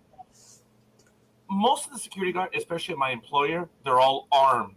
So the vast majority of them are male. I don't know if it's a gender thing, and it's my stupidity, but the guys are cool. I greet them every morning, and you know what's really cool is they don't get greeted, man. They see me, and they can they wave at me, and I'm like, wow, awesome. They're just morning. I don't talk to them beyond that. I mean, sometimes I do. They'll come into the yard, and they'll check some stuff out, whatever, but they're human beings, man. I'm a human being. So I know it's hard, it's difficult, but if you say that about someone, it says more about you than what they are. I want to give a shout out to my seminary brother, David Berrigan. Happy birthday, brother. I sent him a happy birthday, and he actually responded right now, which is kind of cool. But David Berrigan, you were our nemesis freshman year, and you kept us from going 22-0. So happy birthday, David. And, of course, the wife of one of my seminary brothers, Stacy Calvano. Happy birthday, and happy birthday, young lady. I hope both of you, Stacy and David, are enjoying your day. So happy birthday to them. And since we're not going to be on for a week, I'm going to see if I can get the birthdays that are coming up. So forgive me a moment. Birthdays. Harold Sturker on the 23rd. Happy birthday. Arturo Diaz. Happy birthday. Ray Valido. Happy birthday. Juana Orozco. Happy birthday. Bruce Perlman. Happy birthday. Maggie Roman. Happy birthday. And they were this past week coming up. Matthew Barr. Jamie Ruby. She is the host of our Tuesday night program on Blog Talk Radio. Her birthday is the 26th. Gridiron Girl is on the 28th. Woohoo! Gridiron Girl. My uncle, Pedro, his birthday is on the 29th. A former co-worker, Raina Schmitz, is on the 30th. And Jet Bundit Wong is on July 1st. So thank you. Happy birthday to you guys moving forward. And then we're going to continue doing the birthdays. I've got to add it on here to do the birthdays on every sports program. I've been trying to do that for a while, and I don't get to it all the time. So we're nearing the end of our third hour here on Sports Talk with the Guys. Speedy, I'm sure you have other items to get to. We're going to continue for a while longer. Speedy, we are dependent on you because, I have other stories if you want to talk about. I've given you short shrift. What do you talk about? And this is the thing about Scorekeeper, ladies and gentlemen. Is he probably needs to start lining messages at the end of his emails, probably in small print. As a side note, what is this? We're not having a show next week? What's going on? You said you're not going to be here next week. What? When? Right now? Yes.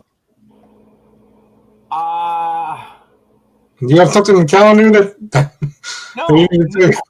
It may have been my accent, because I speak with a thicker accent, so I apologize if the words came out of that way, because just because I think with an accent doesn't mean that I speak. Oh, wait, no. Oh, dumbass. I reversed it. I'm going to write that one down. I have to write that one down. Oh, my God.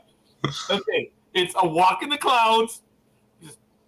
Just because I speak with an accent doesn't mean that I think with an accent. That was from a walk in the clouds. I was tempted to say that moment that Scorekeeper goes silent and forgets things, because when you mentioned Great Iron Girl, all you said was Great Iron Girl, and then it's like you forgot what you said, and you're like, oh wait, yeah, happy birthday. Actually, because I think I was going to say her real name. And I was like, better not, yeah. Oh, it's because I saw her age. I was like, happy birthday. That's what it was. Oh, my God. That's what it was. I was going to say happy. I'm a dead man had I said that. So, that's what it was. Gridiron Girl, your birthday's coming up, so happy birthday. No, I'm going to be here next week, and I do apologize. The only one is in October. My brother and I are negotiating our trip to Arizona. We're going to go to Arizona. We were supposed to go Memorial Day weekend, and we were thinking of going last weekend, but instead we went to Vegas. Didn't know if we were going to go to Santa Barbara, San Diego, as I mentioned, but we went to Vegas because that's where he wanted to go. But in October, when it gets cooler, it may be Memorial Day weekend, since his schedule is so jammed. It may not be Memorial Day weekend for me, but it is going to be in October. And we're looking to leave possibly on Friday. We may leave on Saturday at the regular time, since it doesn't matter what schedule I'm working on anyway. So, be that as it may, there may be a Saturday in October that I will not be available. And looking at the calendar, September 11th this year falls on a Sunday. So our program will still be on. As you know, Sports Talk with the Guys is never on Saturday morning. NDB Media has no programs on ever from approximately 8:45 a.m. Eastern Time to 10:30 a.m. Eastern Time. We do not have programs on at that hour. We just will not. We never have, we never will. That is sacred in my mind, and we will never be on. So this year's 9/11 falls on a Sunday. Sports Talk with the Guys will still be on. So we're good. Yes, and on that note, I hope I can join you in the studio when I come down there. Oh, it's going to happen, buddy. This year it's going to happen. We're going to be available. If I have to go and pick you up, we're going to have you. We'll treat you out to breakfast, and we'll say, it's a shame Dreem's not here that weekend. But I know. I was just thinking about that too. We will have you in studio. As you know, I have it set up for someone there. We can put you on a laptop right here in front of me. We got the headset, and I'm trying to make it where we have the noise cancellation, because as you remember, the mic was picking me up from over there. Yeah. His mic on. Hopefully it'll work, and if not, we'll figure it out. I'm going to have my buddy Mixmaster Mike, since I have my new computer, he'll be coming over to help us set up these audio settings. But I'm not sure about the whole picking me up part thing. I was thinking about that, but with a lot of new updates because of COVID, I guess, because there was this one guy, he did a video on YouTube because he recently had went to Disneyland, and he's like, I was thinking of leaving my car here and just going somewhere else that's kind of far away, but they just told me that because it's my last day here, that if I'm not back in the next 2 hours, Best Western is going to tow my car. And that's not just Western. Western he said that goes for all the hotels in the Disneyland area where they tow your car now. And I'm like, that's just where would they do that? To you. No, they're just being assholes. Because look, when I was in Alaska, they have the same problem. And do you know what they gave me for that big, massive truck that I had? They gave me a pass to hang on the mirror of the truck while I was parked there. And it says the dates I was going to be there from. And if it didn't have it showing, they would tow it like that.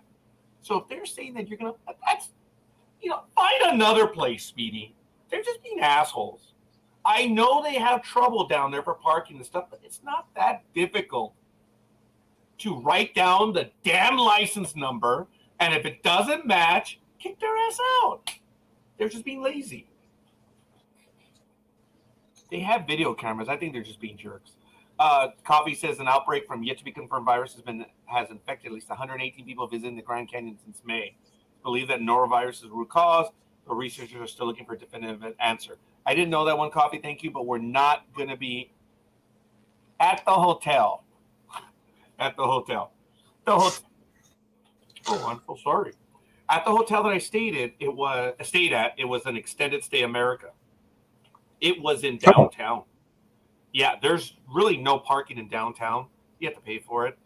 So there was enough parking. But my thing was, they gave me a pass to put in the windshield, basically. And if it didn't have it, they would tow it. They were pretty clear on that. But there was enough parking, and it was secured parking. So I wasn't bent out of shape over it. We're not going to go to the Grand Canyon per se. We're going to go out to Arizona, Phoenix. Then we're going to go up to Flagstaff and to the crater, which is 36 miles east of Flagstaff. Then head to Winslow, do 4 points or 4 corners. I know I'm doing spatially. Notice Arizona's that way. So going to go to 4 points, come back to Monument Valley, and then we're going to sneak into St. George, come back down to Vegas. So it's going to be a nice 3-day trip. We might extend it depending on how well my brother's doing, and we'll see. So I'm already planning that one. But the reason why my brother doesn't know this is I want to move it from Memorial Day weekend is because I try to rent the car already. Folks, I got it for $300 for the weekend. For Memorial Day weekend, it's already $600 for the same damn thing. Yeah, we'll go off weekend. So yeah, I have to tell my brother that we're going to have to reschedule it, but it's just for Memorial Day weekend. The demand for cars is ridiculous. But anyway. I would never qualify for car rentals. That's why I'm just driving my personal vehicle down. Oh, so you're gonna have your personal vehicle. So yeah. You have my address. Yeah, so yeah. Yeah. And it's dude, you exit town, you'll see the 7-Eleven that Big Dog always talked about. You turn right, turn left, and turn right again. Right into the cul-de-sac. Not that big of a deal. So I've shown everyone where I live. It's not that big of a deal. So, in baseball, folks, I don't know if you saw it. Shohei Ohtani. Oh my God! Look, this was real. The guy strikes out 13 batters the night after he drove in a career high 8 runs. He's starting to get to be real in my mind. There's value to him. He is not the greatest player of all time. It's just a fact. Just compare him to the real great players. But he is sticking around. And he's not a one-year phenom. So, stop it. 8 RBIs are 8 RBIs. Yes, it was against the America's AAA team. I get it. But, dude, that was still 8 RBIs, man. Very few people have that. And the very next day, he strikes out 13. So, yeah. Congratulations, Shohei Ohtani. He's going to be a free agent. A compatriot of mine was asking me, are the Angels going to pay him? Yeah, they're going to pay him. There's no way they just let him go. They can't let him go. But the Dodgers will be really with their payroll? Oh, good God, yes. The Dodgers will go after Shohei Ohtani, just like the Yankees will. They'll go after Shohei Ohtani. The Braves will go after Shohei Ohtani. The Mariners will go after Shohei Ohtani. The kid's 27, folks. Yeah, they're going to go after him. Yes, that was impressive. Fernando Tatis hitting 2 grand slams in the same inning. Wow. Yeah, off the same pitch. Pitcher. Right. Yeah, off the same pitch. No. Well, maybe the same pitch fastball. Folks, I had an Al Bundy day on my high school field. Al Bundy, you remember, threw 4 touchdowns, while yours truly hit 4 home runs. Didn't hit for the cycle, but I did hit 4 bombs in high school. That was my Al Bundy day. It was so funny because I remember I hit one of the home runs, and then that's a foul ball. Third base is over there. The ball's over there. It was funny. And then I had to run around the bases before they threw me out. Dude, I had lit up. Oh, man. I gave that ball a ride each and every time. That was my day. Hit 4 home runs that day. Wow. I think I was a sophomore that year. Oh. Yeah, I was a sophomore, yeah. But it was so funny because we were on the baseball team, and we moved over to the other diamond, and the regular kids had the baseball players coming over, and Frank Trujillo was the better player. Lefty. I admired the guy. Hell, I wanted to be Frank Trujillo because he was so good. But they immediately, I forget who got the pick. Oh, we want Frank! Wabui on the other team said, Royer, you come here. You come with us. And it was funny. Oh, and Frank had a good game. Don't get me wrong. But I had 4 bombs that day, baby. I was wanted for that team. I was like, oh, okay, Mr. Hockeyist. You don't want me on your team? No problem. It was awesome. I started. Well, ladies and gentlemen, Meaningful. 10 a.m. It's nice and humid up here in California. I'm more sweaty than Scorekeeper is, mainly because I'm upstairs and, he just does this. It elevates and then stays. If I was downstairs, I wouldn't have that problem. Oh, so you are upstairs, huh? Yes. Yeah. Wow. Is there anyone underneath you? Or is there an apartment underneath you? Because I know it's even worse. Oh, it's even worse because it's even worse. Because what's underneath me is the lobby. The lobby area, and then our mailbox area is in the front by the door. And then, I've shown you guys pictures of this.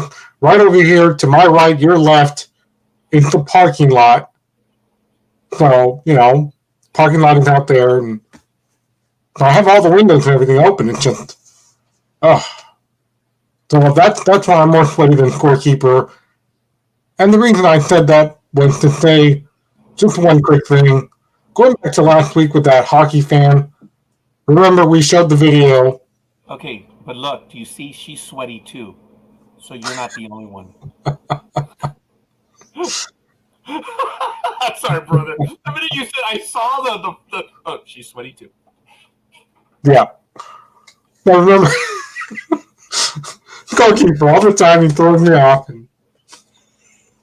Because I'm a dick. So, like I said, from last week when that fan assaulted another fan, and then remember when the dad, the daughter, and everybody else was like, unlike other people, like I said last week, most people would be like, I'm not getting involved. But everybody got involved. I remember when Scorekeeper played that video, and towards the end of the video, remember the guy in the yellow was the guy that got assaulted. He didn't know that the guy that he assaulted was actually an undercover cop.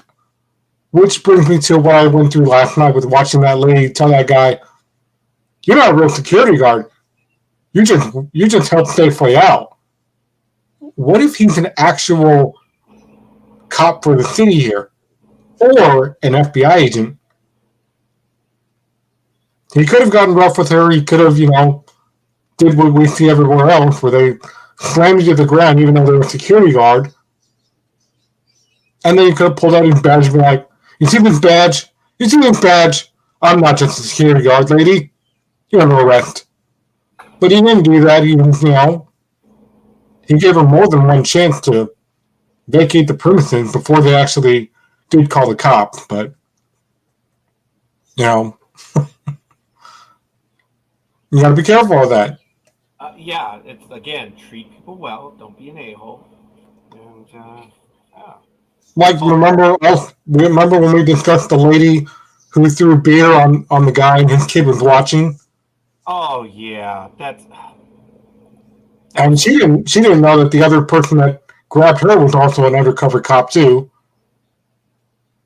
So yeah, they may just say security on their shirts, ladies and gentlemen. But what if it's an actual cop? They can prosecute you in court, right, Scorekeeper? If they feel like it. Oh, well, they have to have reason. But the lamest thing is when they don't charge you with anything and they only charge you with resisting arrest. So, whoa, hold on a minute. What's the primary charge?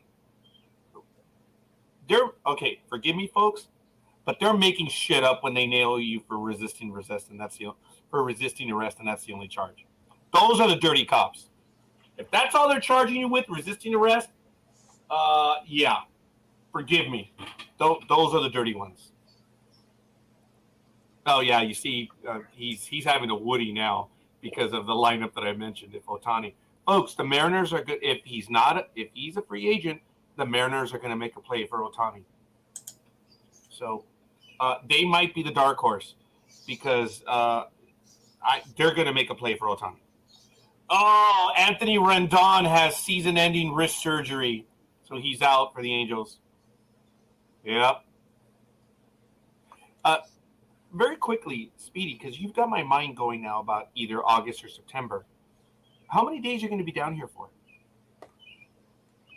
Well, I've also got to look at vacation time with my work, but I was hoping I could, kind of do like what I did last time when I stayed there, because I didn't have a job at the time, was staying Tuesday through Tuesday. Oh, dude, if you do that, I think the Angels will be in town, and you have no idea how... Dude, I'm going to show you. If you stay at those Best Westerns across from Disneyland, you stay there. Dude, do you have any idea how close Angel Stadium is? Seriously. And you know it's close, but you know how close it really is. Okay? I know how close, but I'm not sure how close. Oh, my God. I mean, it's Woody time close. Okay. Folks, if I go to Anaheim Stadium, I am so happy. Look, this is Scorekeeper's trip. Okay. There I am. I get, I'm around here. I head down the 57, carpool lane all the way to the stadium. Okay. Check this out. Okay. Here's Disneyland. Okay. If he stays here is the carpool lane entrance to the freeway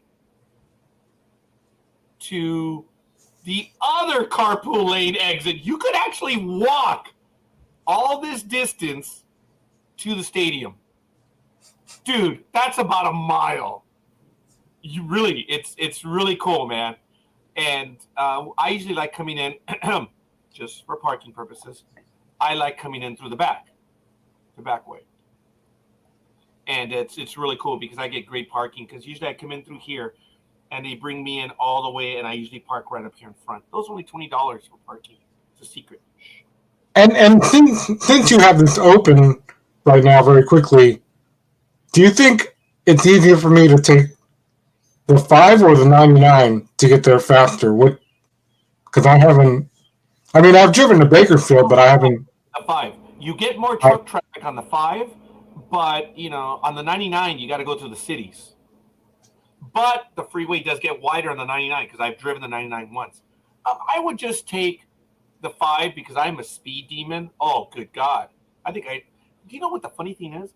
Everyone bitches about my speed when I'm driving, except for my brother, because I think by my brother's own standards, he was like, "You're going too slow," and I was doing well over. Anyway, I was going very fast. I was going very, very fast. I would take the 5, seriously, because you just have to deal with less. So you would basically. Oh, are you closer to the 5? No, you would still come down through here, right? And then shoot across on the 156, right? Or the 152. I believe so. Yeah, that's a nice drive, folks. The 152. It's not bad. Traffic moves through there. But you are. Oh, dude, you are close to the 580. Yeah, but I'm also close to 880, so sometimes I could take 880, and 880 has a transfer point to 101, and 101 just goes all the way to LA. Yeah, I wouldn't take the 101 all the way because it's not freeway all the way through. And it will take you long. It's beautiful. I've taken the 101. It is beautiful, Speedy. But I've done it. No more. It's freeway about 70% of the way, but not all the way. And the 101 is a beautiful route. Oh, God, it is. But it's not freeway all the way. So, anyway. Yeah, anyways. A $36 million Rendon is, and he is out. Wow. And maybe, I'm hoping I can get, a front row, seat. Oh, my God, guys, look. You can see San Andreas Fault clearly. Check it out. And there's Parkfield, which sits on the fault. My God, guys, this is one of those rare times that you can actually see where my mouse is. That is San Andreas. Wow. But anyway, there's this place right here in Palmdale that you can actually see. And here it is. See, this is San Andreas Fault. You can see it clearly on the satellite map. Check it out, folks. Right here, it actually comes up. I know you can't see it because of the map, but right here, San Andreas is on the surface. Check it out. If you come right over here, there it is. Look at that, folks. That is San Andreas Fault right there, man. Wow. It is all this hill. It breaks the ground, or it breaks the surface. Look at it. All this. This is San Andreas Fault. See all that deformation and stuff? Oh, that's crazy. Sorry. Sorry. Anyway, if you are down here, Speedy, oh, wow. I am so ready for that. I look forward to it, man. Yeah. And the reason why I said I'm hoping that my hotel room is right there. Yeah, Theory wants to talk to you. She's like, talk to me right now. I know you hear me, Scorekeeper. I shouldn't get mad because she's the only woman that's talking to me right now. So that's true. But yeah, the reason why I said I'm hoping I get a hotel room right smack on Canela Avenue is because in the last few weeks, I'm sure you've seen the news down there, Scorekeeper. I see it via YouTube, where people are constantly running from the cops and they go through all these other areas. On Tuesday, a guy had went through Cove Park. He actually went through the park and almost ran over a couple people that were minding their business hiking because he took into ATV crap up there because he's trying to drive it through LA County when that's not road legal. And he tried to shake the sheriff, and the helicopter pilot for one of the news stations down there was like, they might hand this off to the highway patrol, but no, the LAPD airship is overhead. They might get involved just in case, because we're on the outskirts of LA County. But then he splits his ATV and it goes like this, and he just stops, and he stopped in front of some random apartment complex, and I guess he lived there or something. He had to have, because a girl came down the stairs and they were talking with her, and I don't know, I guess he was her boyfriend. They're like, well, no, you can't talk to him. He's under arrest for driving this ATV around the city. And then Sunday, somebody else was splitting through, going down Canela Avenue too for excessive speed. Oh, that wasn't me. Oh, really? Were you headed towards Santa Maria? No. Were you headed towards Oceanside? Hold on a minute. I agree. Legal counsel has advised me not to say a word. Proceed. All right. Yeah, there's just so many people. I mean, it was funny because, yeah, I know. That's legal counsel, the baseball Bible. Yes. Because on night 2, when we were going back to our hotel, because I wish we would have, I'll probably do that again this time, but there was a good Chinese restaurant that I heard about, but me and my neighbor decided, we'll probably do that later in the week, probably on Friday or something. But we were leaving on Friday, so that wouldn't make sense. I mean, I probably could have. I mean, then again, Amtrak probably would have been like, no, you didn't buy that from us. You can't eat that on the train. I don't know. But I probably will now. And we're walking back to our hotel because we were just out exploring the night. Because like I told you earlier, I've overslept and it's already 9:30, 10 o'clock. Actually, 11:30. And this guy went speeding down. And me and my neighbor, we saw a LA officer there with a sheriff's car. They were both talking with each other. And this guy's revving his engine, and I'm going, watch, he's going to get pulled over. My neighbor goes, you think so? I go, 100%. And as soon as the light turned green, he goes, and he takes off, and then you see the cop sirens behind him. And then one of the cops goes, oh, we've been looking for you. Put your hand behind your back. And I'm like, I guess they had been looking for him for some time. Yeah. For driving like that. That would be crazy, though, if something amazing happens like that. Maybe on the freeway, too. It happens more than you care to admit. Oh, Trey, thank you for the love. I apologize. Tony, again, thank you for the love. I appreciate the likes. Rosalind, Lewis, and Aisha, again, thank you. We're up to 5 for today's program. Thank you. So, yes. Dude, I've seen the car chases. I usually from a distance. They've been close. I remember one time I was driving on the 10 freeway, and all of a sudden I'm seeing like 5 helicopters coming down, and it was coming opposite me. I remember I was driving down the 5 freeway one time towards Orange County, and all of a sudden the traffic stopped coming north, and I saw 4 motorcycle cops, then a cop car, then another 4 motorcycle cops. It was crazy. Then another cop car, and then an SUV, and then an arrow of motorcycle cops, followed by, I think it was either 2 or 3 SUVs, and then I saw the limos. I'm like, but I didn't think the president was here. I don't believe the president was here, nor the vice president. So I don't know who it was, but it was someone pretty high up. And it was amazing to me because I saw the 3 limos and then a bunch of SUVs, and then you see the ambulance, you see the heavy armored machine and more cop cars and more motorcyclists. It took about 2 minutes for everyone to go by. And I was like, wow, that was not a car chase, but someone was in town that I did not know of. It was, like I said, it wasn't the president, it wasn't the vice president, but wow.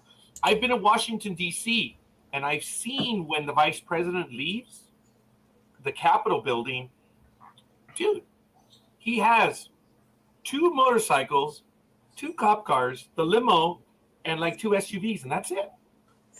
Like, wow, that's all they have in Washington, D.C.? I guess it's since Washington, D.C. is more secure, because I've seen the vice presidential detail is very big too. So, wow. I was just surprised. Yeah, well, you're going to be surprised even more. But it's not surprising for some half of Major League team owners because a few rival Major League Baseball owners are still annoyed even more over the fact with the A's because they conducted a major fire sale to enhance their bottom line after being added as a new revenue sharing recipient in a unanimous vote by owners. This idea of revenue sharing is not to make money, it was to field a competitive team, one owner said on Thursday during the owners' meeting at the headquarters in Middletown. That money was supposed to go towards player salaries. They, meaning the A's, took the money and put it in their pocket. Yes. And they're not Then the only another. Go ahead. They're not the only ones, but go ahead. Then another owner was also upset that the A's didn't use the money, which could have been used in his mind to buy new players, but instead did the opposite and sold three major stars that drastically cut their payroll, referred to the franchise as a big mess. And because Oakland is only receiving $9 million from this new revenue sharing idea for 2022, because next year they're predicting it could go up to $20 million, and their agreement stipulates that the money will go away in 2024 when they're unable to reach a new stadium deal. At least some owners are, like I said, half entirely upset with the A's, just as their fans are. No surprise there. The newly stripped down A's are drawing fewer than 3,000 fans for some games. Oh my God. Commissioner Rob Manfred suggested that there has been progress on the stadium front. He said, "Don't worry, there really is a significant activity in Oakland of the issue that has dragged on for a decade and a half. We're going to get this taken care of." But other owners are like, you know what, Rob, just let the A's get out of Oakland. Let them go then, if they want to be like that. Well, you're hearing it first, but you did before on this program, so I'm going to be humble about it. Anyway,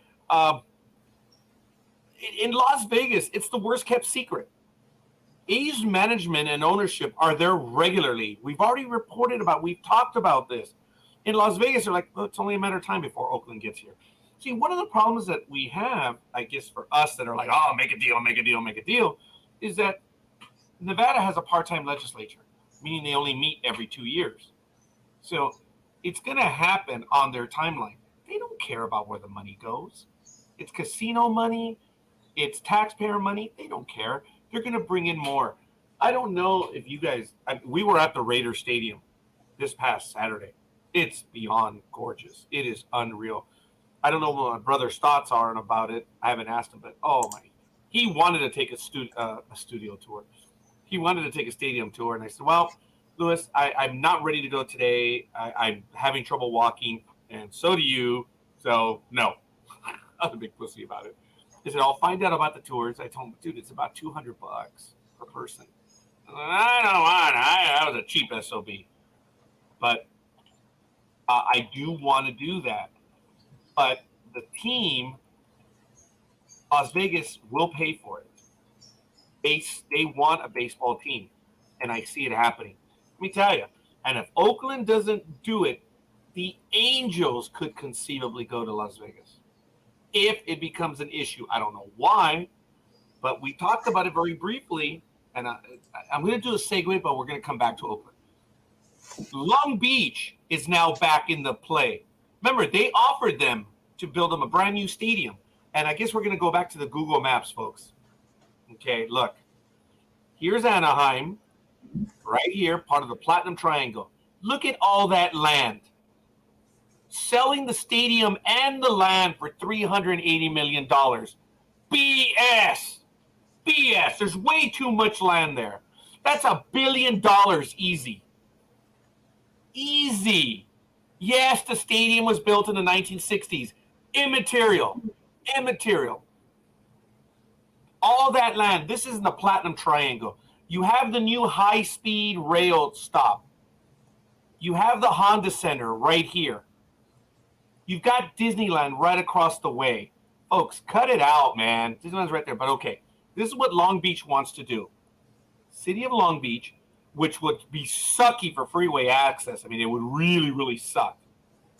Okay, this is where the Toyota Grand Prix happens on these streets where if you follow my arrow. This is where the Grand Prix is. Okay. Here's the lot for the convention center. There is clearly enough room for a stadium there. And Long Beach wants it. And they said, we'll build you a stadium. The Long Beach Arena is here. I honestly believe they'll probably get rid of the Long Beach Arena. But then again, they probably won't. But this is enough room for a stadium. And what they'll do is they'll make an even bigger parking structure. But they have the room to do it. And this is what Long Beach is talking about. You've got the convention center here. You've got the Pike, which is over here, or the Pike outlets. This is a very happening place on the weekends. You have Shoreline Village, which is really there's a lot to do right here in Long Beach. So if they put a stadium here, oh my God, Long Beach is going to be great. But look, you've got Shoreline Village, a 3-lane road in Shoreline Drive, a 3-lane road in every direction, which leads to the 710 freeway over here. That's going to be the only way in and out, but it's jammed. It's only 3 lanes in and out. It's going to be horrible right there.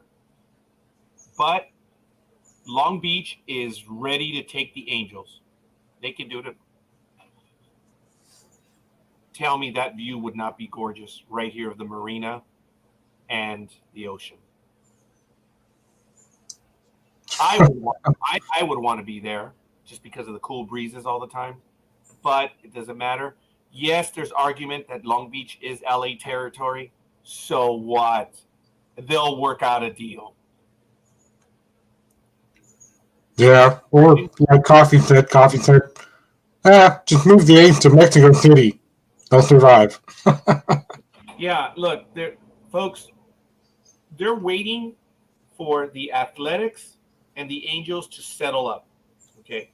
Once that is done, there are no other teams that have issues right now.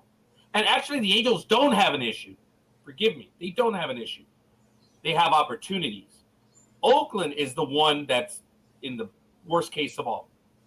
Once the deal is settled with Oakland, we will see expansion in Major League Baseball. Mark my words. They've already hinted it'll happen. So baseball will go to 32 teams. It'll be balanced, 16 and 16, 4, 4, 4, and 4. Divisions of 4 teams each. Oakland is going to Las Vegas. That's my best statement at this point. And I am 70% certain of it. Take that. Oakland has too many problems. They don't have the money for it. It's just a reality. They don't. Have you seen the videos on the Athletics? Speedy's talked about it, on how bad it is. And there are videos that show the condition of the Oakland Stadium. And it's sad. It is sad. Such a beautiful stadium that it was. The city, they're arguing as to who has to take care of it and who's responsible for the maintenance. Well, who pays rent? What does the contract say? Very simple. And if they don't have that contract, they screwed up. So they better resolve it. Okay, thank you, Coffee. No. 32 is a good number. That's the way it should be, Coffee. 32.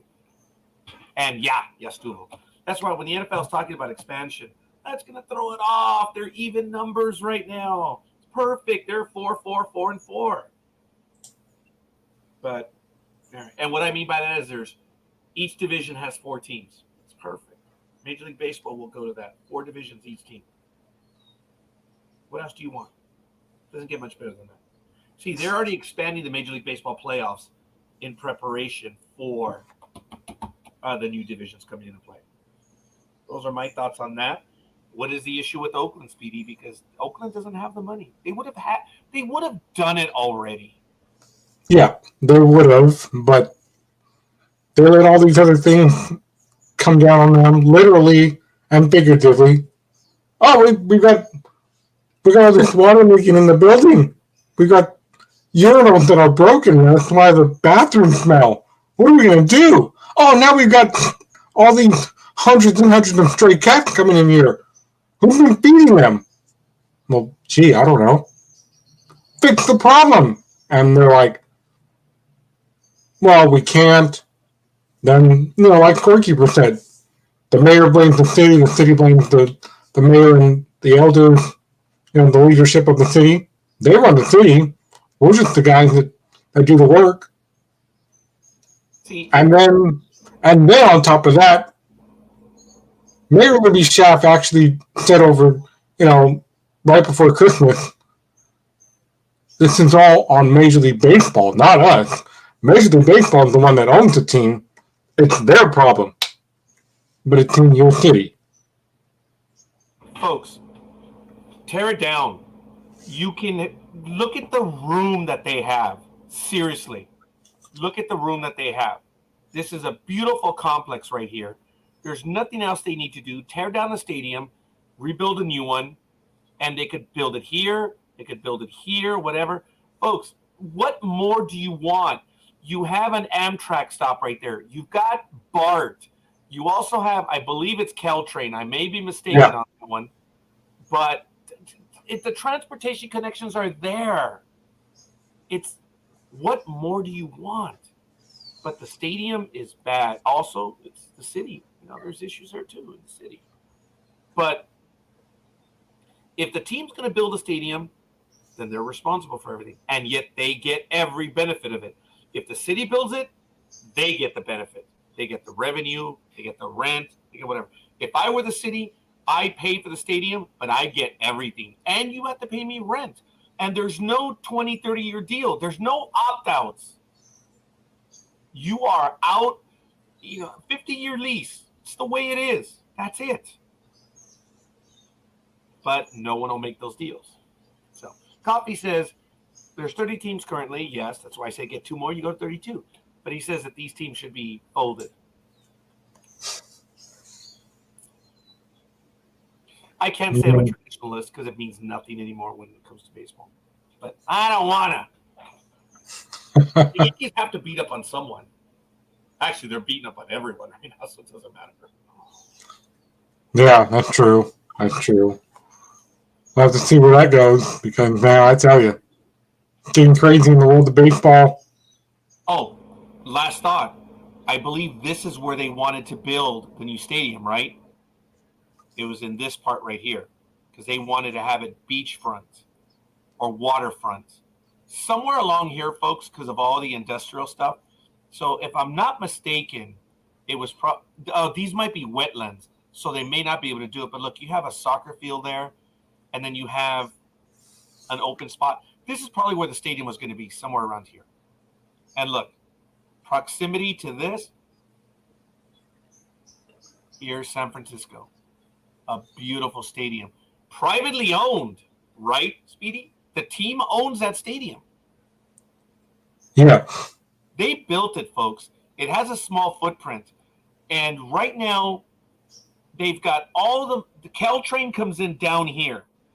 You have the tram, which goes through here.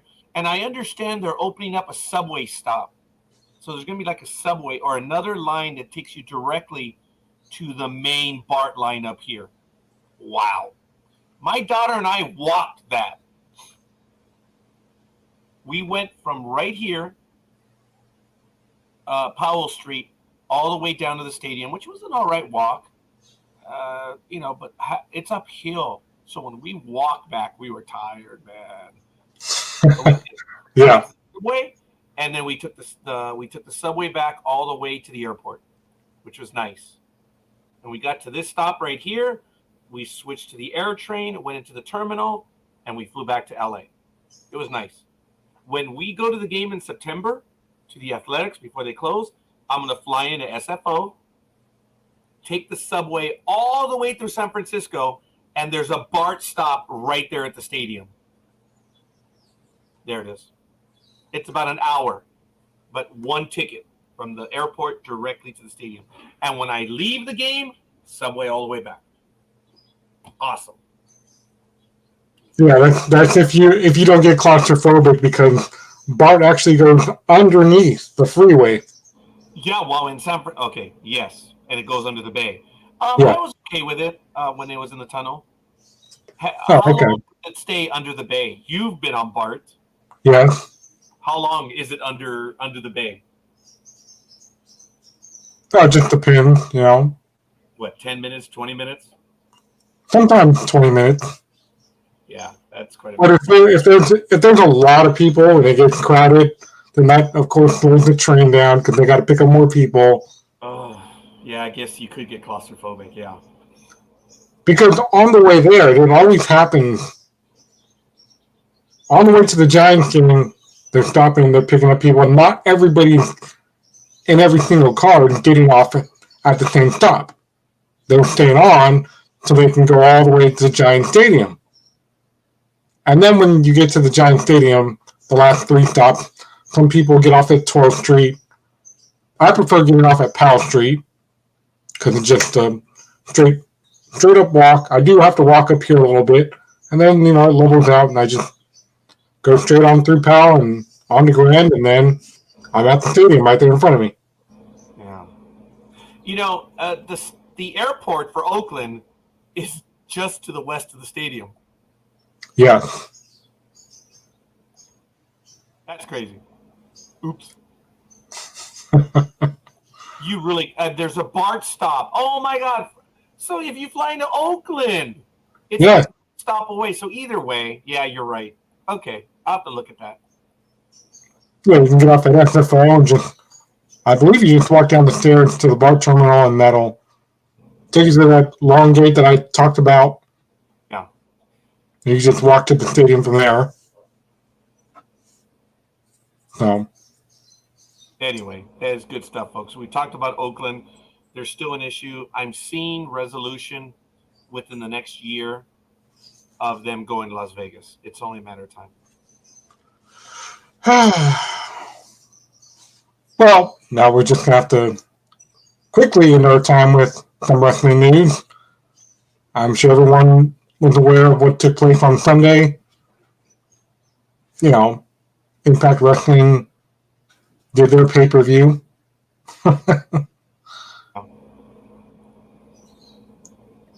Of, Honor No More, Eddie Edwards was in there, Matt Taven. Mia Yim actually showed up to take on Chelsea Green with Deonna Purrazzo in her corner. That made the most sense. Deonna even jumped on commentary for a while before getting involved.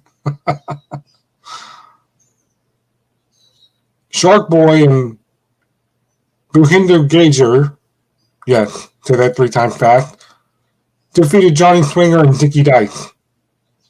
Oh, Zicky, one of our APW talent, was there. Nice, I didn't know that.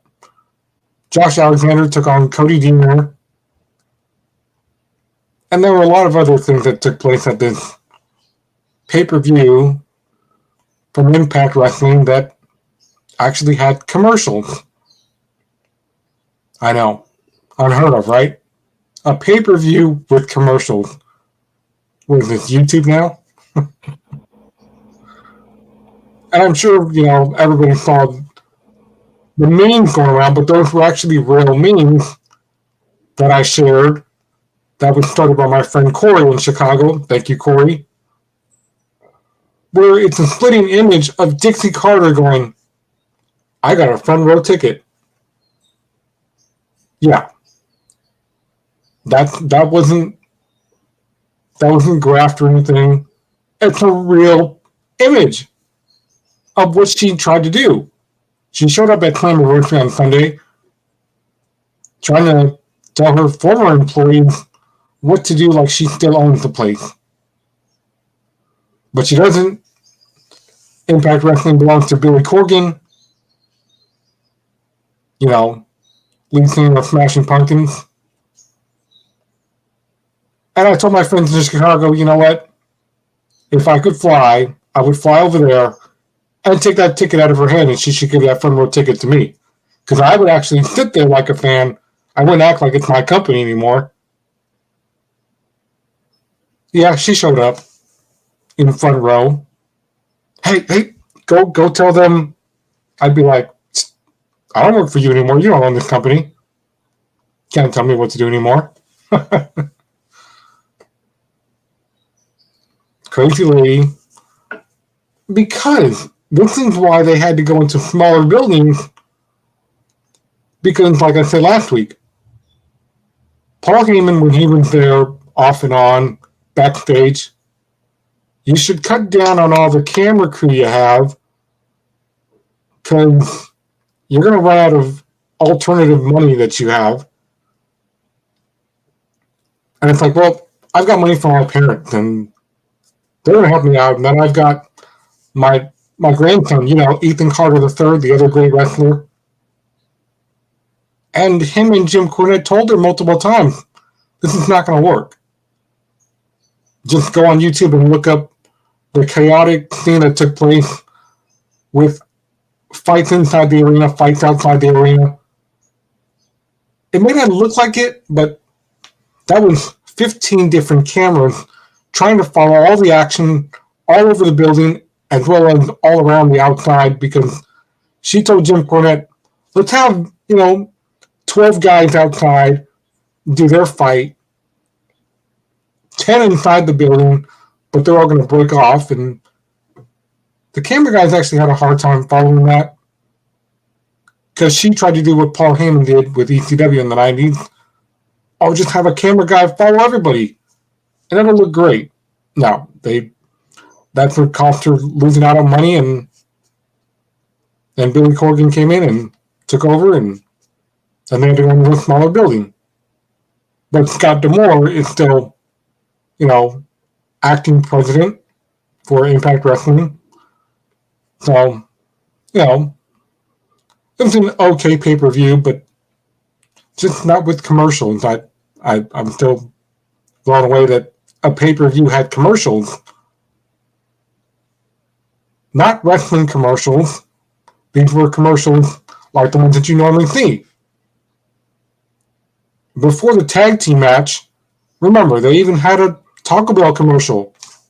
That's why I said watching the Slammiversary pay-per-view was like watching YouTube.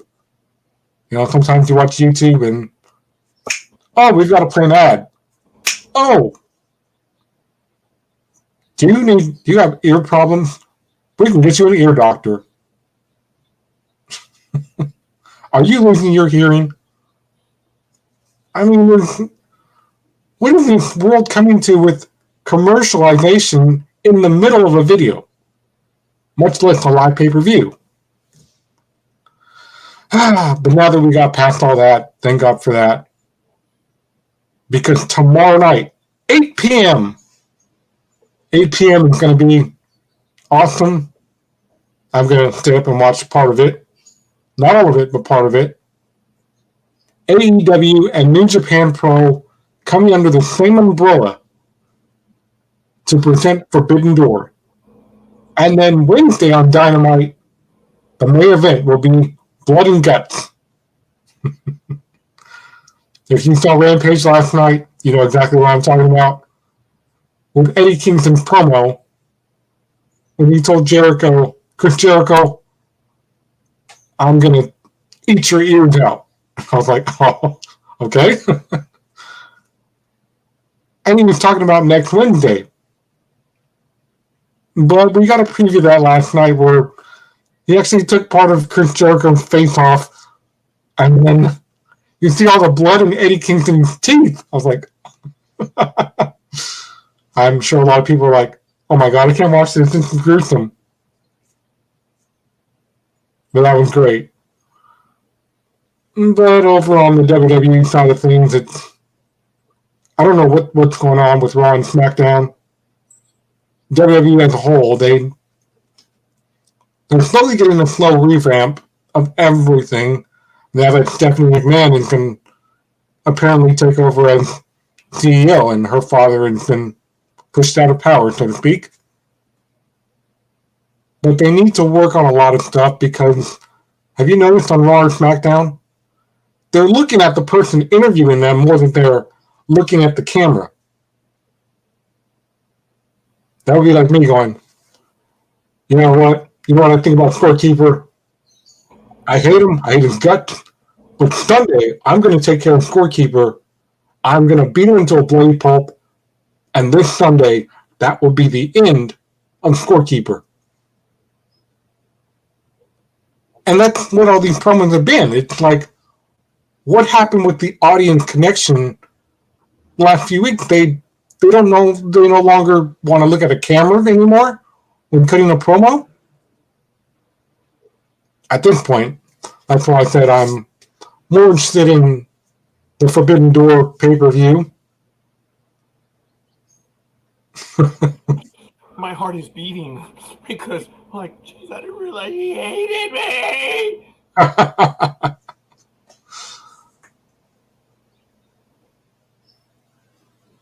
Coffee, yeah, that might be true. We'll have to wait and see what happens, and and I've been reading some comments about that too online, and one person commented to me, "Well, what WWE really needs to do is get Jeff Jarrett in there," and I went, "You should follow the news more closely." Jeff Jarrett is already there. He's now an agent. I mean, he does have a great booking mind, so maybe now that Stephanie's in charge, maybe she'll give him the reins to do that. But then there's talk of having Bruce Pritchard become the new head of talent relations because they indefinitely relieved John Laurinaitis of his duties. But, who should be the new head of talent relations? Who's going to be the person in charge of this? Who's going to be in charge of that? And, some people said Bruce Pritchard, others said Shane McMahon, and so it's just crazy.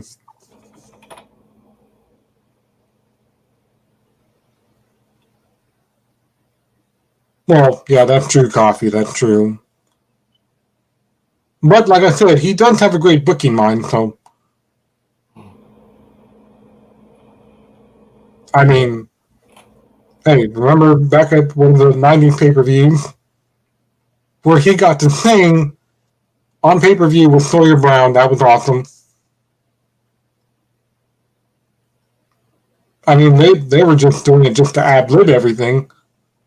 And Vince and Shane were like, hey, why don't you actually go ahead and do this on the pay-per-view? Really? Yeah, sing with each other. You guys sound great. And it worked, and it was... Of course, they did Scorekeeper's favorite song. All the Sawyer Brown songs. I was like, oh, okay, that song. Yeah. It was all right. But, we're going to see how this goes. Because everybody, was off the, speculation that, well, AEW is going to make Forbidden Door a secondary show. Something like Rampage, where they're going to do Tuesday nights or something like that. No, that's never going to happen. They do a YouTube thing on Tuesday nights anyways. Then they do Dynamite on Wednesdays. And then they have Rampage on Fridays. And then every other Sunday is a pay-per-view. So, yeah, that's not going to happen. Ever.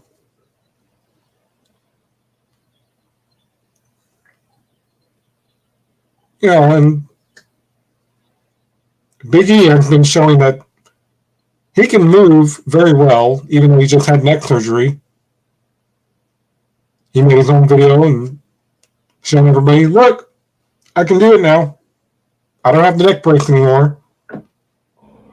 So he could be returning anytime soon. Cody Rhodes, on the other hand, since he needed a 9-month recovery.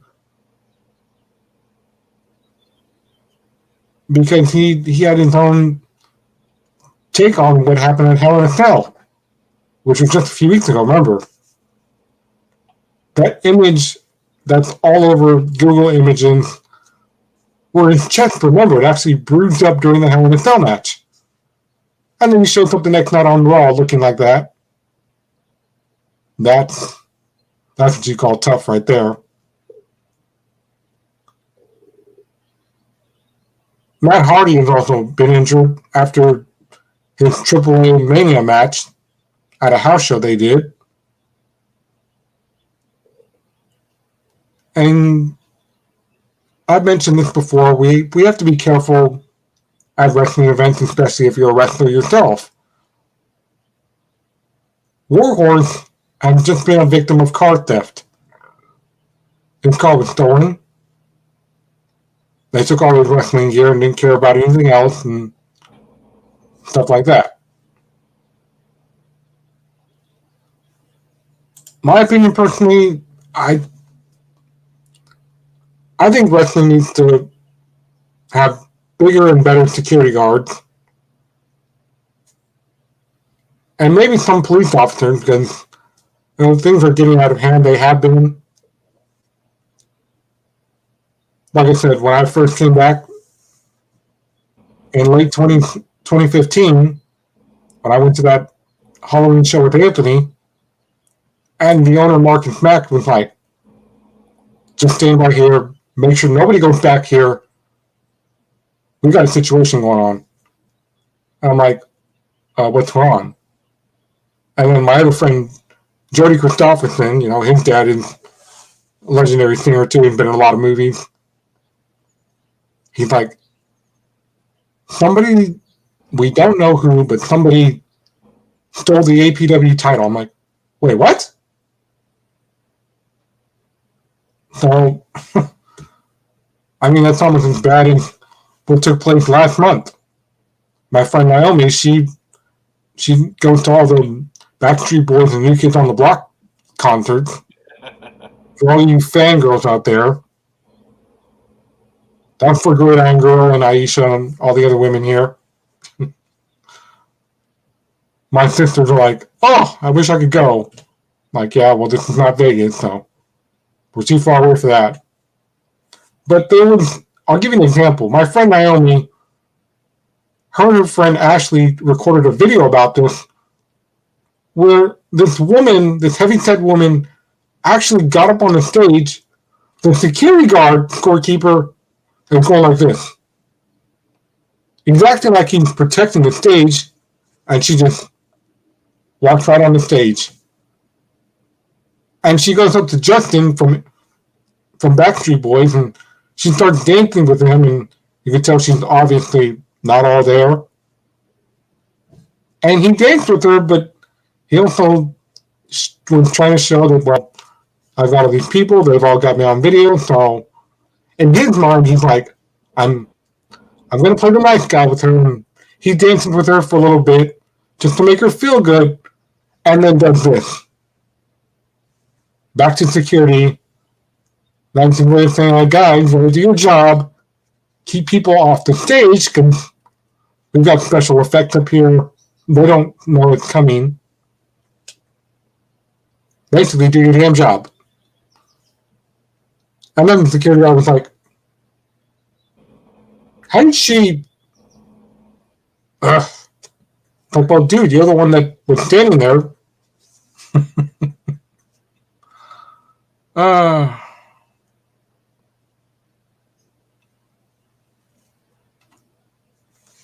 This coffee is actually watching baseball right now. Yeah, he's giving us the lineups and stuff like that. That's what I Yeah. Yeah, he was commenting about Aaron Judge leading off. It's like, yeah, they've been doing that for a while. It's like, whatever. Yeah. But it's going to be awesome tomorrow night, 8 p.m. New Japan Pro and AEW present Forbidden Door. 8 p.m. start time. That actually makes it better. Because, by then it'll be cooled off, at least here in California. since I have all my windows open, with that fresh air breeze blowing. Actually, though, I need to take my comment back about what I said earlier. Well, maybe I don't. I don't know. Probably not. I did say earlier that, if I get a hotel room, I hope it's right on Canelo Avenue, where I could watch speeders go by and watch them get pulled over and laugh at them. No, I don't think I need to take my comment back because hotels have great air conditioning, unlike my apartment. What's that, Scorekeeper? Most of the time. Yeah, most of the time.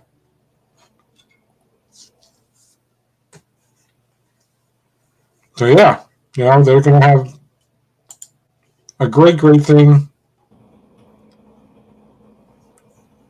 Nakano Tanahashi is going to take on Jon Moxley for the vacated AEW title. I mean, Wheeler Yuta is going to be involved in the main event as well tomorrow night. And then, of course, the AEW tag team titles are going to be on the line with Blackpool Combat taking on the Young Bucks. And Blackpool Combat has Japan's own Wheeler Yuta. Then, of course, the ROH tag titles are also on the line. So, I mean, you got ROH, you've got New Japan Pro, and you've got AEW that are all going to be in the same building at the same time tomorrow. It doesn't get any better than this. It can't. I think we're in for a great show. I'm interested in seeing what's going to happen. Also, if you get a chance, ladies and gentlemen, one more thing before we go off the air. Get your copy now of PWI's latest edition. My good friend Melissa, a.k.a. Thunder Rosa, is on the cover of that magazine. And you say, well, show us. I would. I need to get my hands on the copy myself. I don't have it. I might have to go to some website for that. Because, well, around the time I started having seizures in 2015, once I started feeling better, I'd go back in as my normal self, remember? And first place I went to once I was all back to normal was go to a random retail store like Safeway or Rite Aid, straight to the magazine aisle. And I'm like, and Anthony goes, what are you looking for, bro? It was on the wrestling magazines. Oh. Yeah, a lot of places don't sell that anymore. What? You got to get that from the website. Or you might get lucky and find one in stores. Great. So wrestling websites probably want like, what, 20, 25 bucks?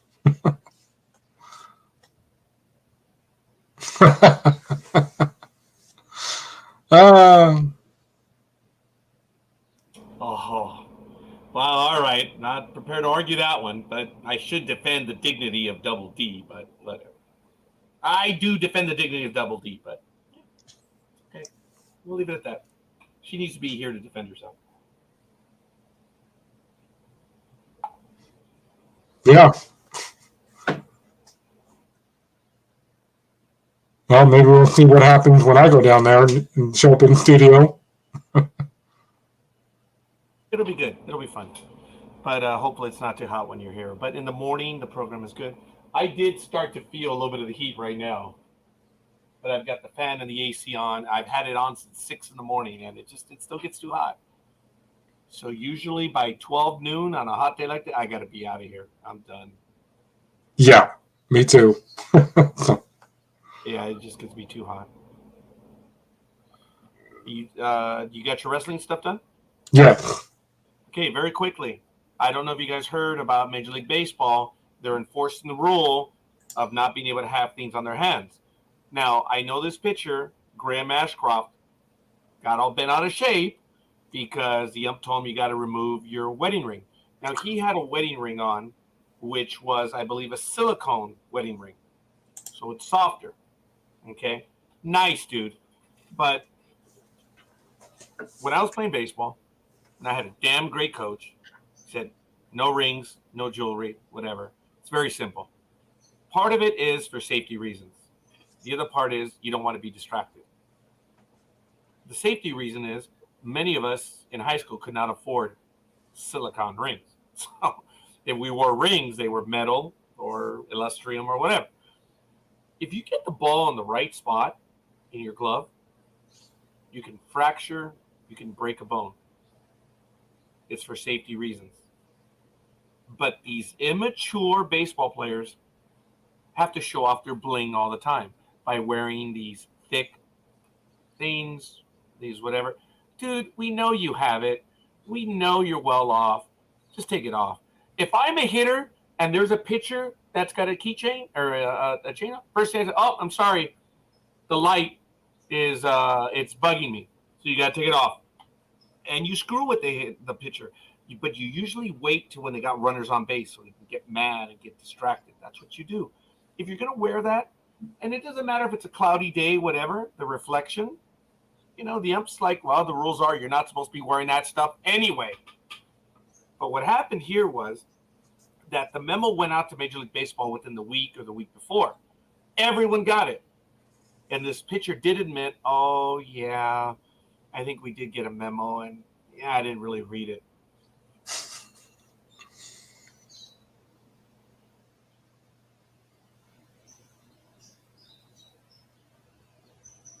But you gave the umpire attitude, and you didn't, that's what they do. Look, just because they say I didn't read it doesn't mean that they excuse, just like the other teams. Dude, baseball is a corporation. The players are the employees. When all the fans, people here are saying, oh, well, that's not in there, you'd be surprised what they have to go through. The legalese on the contract, the I's and the T's, be dotted and crossed. And it's a regular corporation. You have safety rules. You have health and safety involved. Folks, just because you want to scream and cry because you think it's, not fair or whatever, hey, sorry, it's a corporation. FLSA still applies. Yeah. This whole thing about not wearing jewelry, dude, look, again, it's ostentatious. Be a man. We know you're earning money.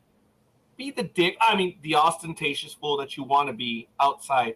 But there's no reason to have jewelry either on your hand, your wrist. You can't have anything now because of the substance rule. Hey, you guys want to be jerks about it? This is the way it works. So you can't have anything on your wrist. You can't have anything on your hand. So be it. It's the way it is. And I agree. You guys want to be little punks about it? Take it off. Even a silicone ring, which you have plain, which represents your real ring, I think it's kind of cool. It's kind of neat that you're married and you still have a ring on there. But hey, dude, rules are rules. Out. Yeah. He's probably like that dude that used to play for the Kings and completely whipped that coming from coffee. Maybe so. But it's for safety reasons, folks. The reality is you can jam your finger, you can hurt yourself on the court, the field, whatever. If the ball hits you, even on defense, if you're wearing a ring, you can get hit. There's a reason why you don't have it. And you can all whine and, hey, there's a reason for it. There's a reason why catchers have that little thing that hangs over their mask. Well, it doesn't anymore because their mask now has an extender. There's a reason why. It's for safety. Hey, you know what? Whatever. If they want to be stupid, let them be stupid. But the rules are the rules. Sorry, boys and girls. Corporations win. Toma. All right. Yeah. Talking about safety, especially if it's your personal cell phone, which is what happened a few weeks ago when Dreem was on here, when you had to step out and go chase something. I forgot what you were chasing, but Oh, I always chase something. Oh, you're like, come on, guys, I gotta go out there and see what's going on. Oh, okay. Now I should make a baseball comeback. If a fat guy like Daniel Vogelbach can be in the majors, so can I. I don't think you're a fat guy, dude, but whatever. But yes, wow. That guy's big. He is big. I mean, this is Steve Bye-Bye Balboni all over again. This is Adam Dunn all over again. Wow. Well, how big was Babe Ruth? Because we know he was. He's big, but he's not as big as the guys that we're talking about right now. Well, no. One of my favorite Newish player, Alejandro Kirk. I think I know who you're talking about. I have to look that one up. So, a bloodhound wins the best show at Westminster for the first time. That's it. Yeah, like I said, when you ran off a few weeks ago to go chase something, me and Dreem were talking about that, and he's like, yeah, they have to remember safety in mind.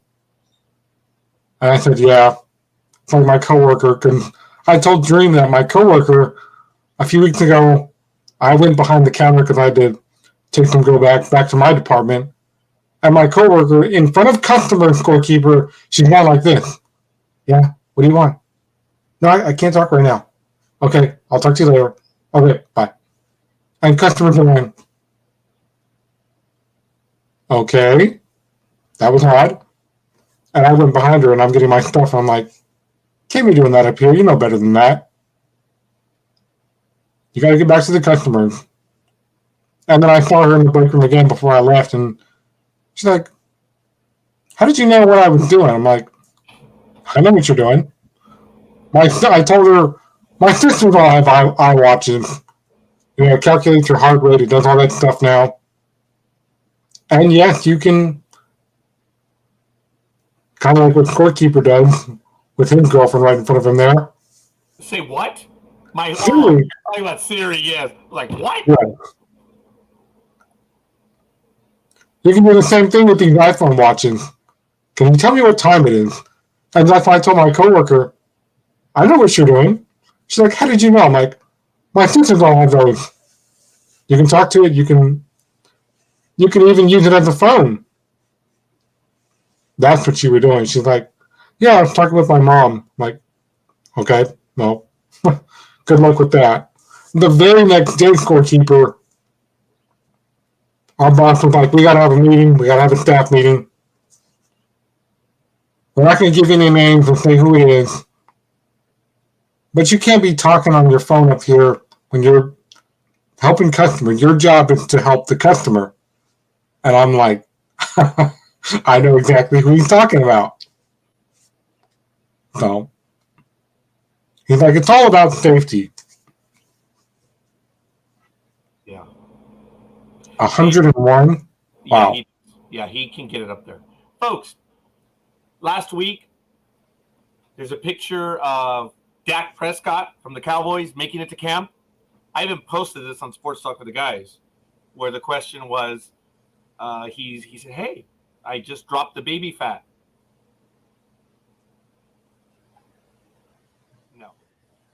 No. Dude, you are not a baby. You are either at weight or not.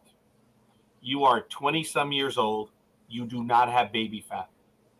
There's no such thing. You are either at weight or not. And if you're not at weight, that means you're overweight. That's all there is. To say that you drop baby fat makes me the president of the United States. No, not even close. Albeit, I would actually be a good president because I would be serving everyone. So I just threw my hat in. That's the problem. No one has my vote. No one has. I haven't been paid for it. That's why I would be a good guy. I would be pretty quick on the trigger, though. There's no doubt about it. Yeah. If a country pissed me off, I'm like, hey, you know what? I have more weapons than all of you. So, you want to be stupid? It's okay. There are other people that have the ability to trade with us. If you don't want to play, no problem. So, yeah, if you guys think that the guy that was a psycho just a few years ago They get a load of me. Just kidding. Oh, well, no. I would be quick on the trigger because I wouldn't want to play. But, you talk to people. You resolve issues. And you have to meet in the middle. That's what human beings do. But anyway, look, we went over a lot of stuff today. We've actually gone over. We've done very well. Evernew is not following us this time. That's why I knew we had a few more minutes. But we're going to call it at this time. Congratulations to Rob Gronkowski because he's retired for the second time, but I believe this is officially it. We'll see. Hopefully. Yeah, the issue with Roger Goodell. How do you cover Schneider? 2009, Schneider did something else, as is alleged. We shall see. So we'll be talking about that as we move forward, and we'll be talking about the NFL and see what's happening. But for now, folks, this is pretty much going to call it. I'm really much done at this time. I am contemplating. Thank you, Tony. I am contemplating. I appreciate that. Wow, 7 hours. Wow. I don't know if we can do sports for 7 hours, Tony. I don't know. No, but I think we did help them get through at least 4 of the hours, which is cool. So look. Yeah. Folks, we're pretty much done. I am contemplating a name change to Sports Talk with the Guys.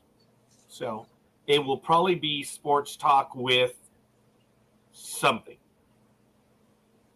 But it's forever going to be Sports Talk with the Guys. But the reality is that I have had some people that I've inquired who are not male. So I don't know.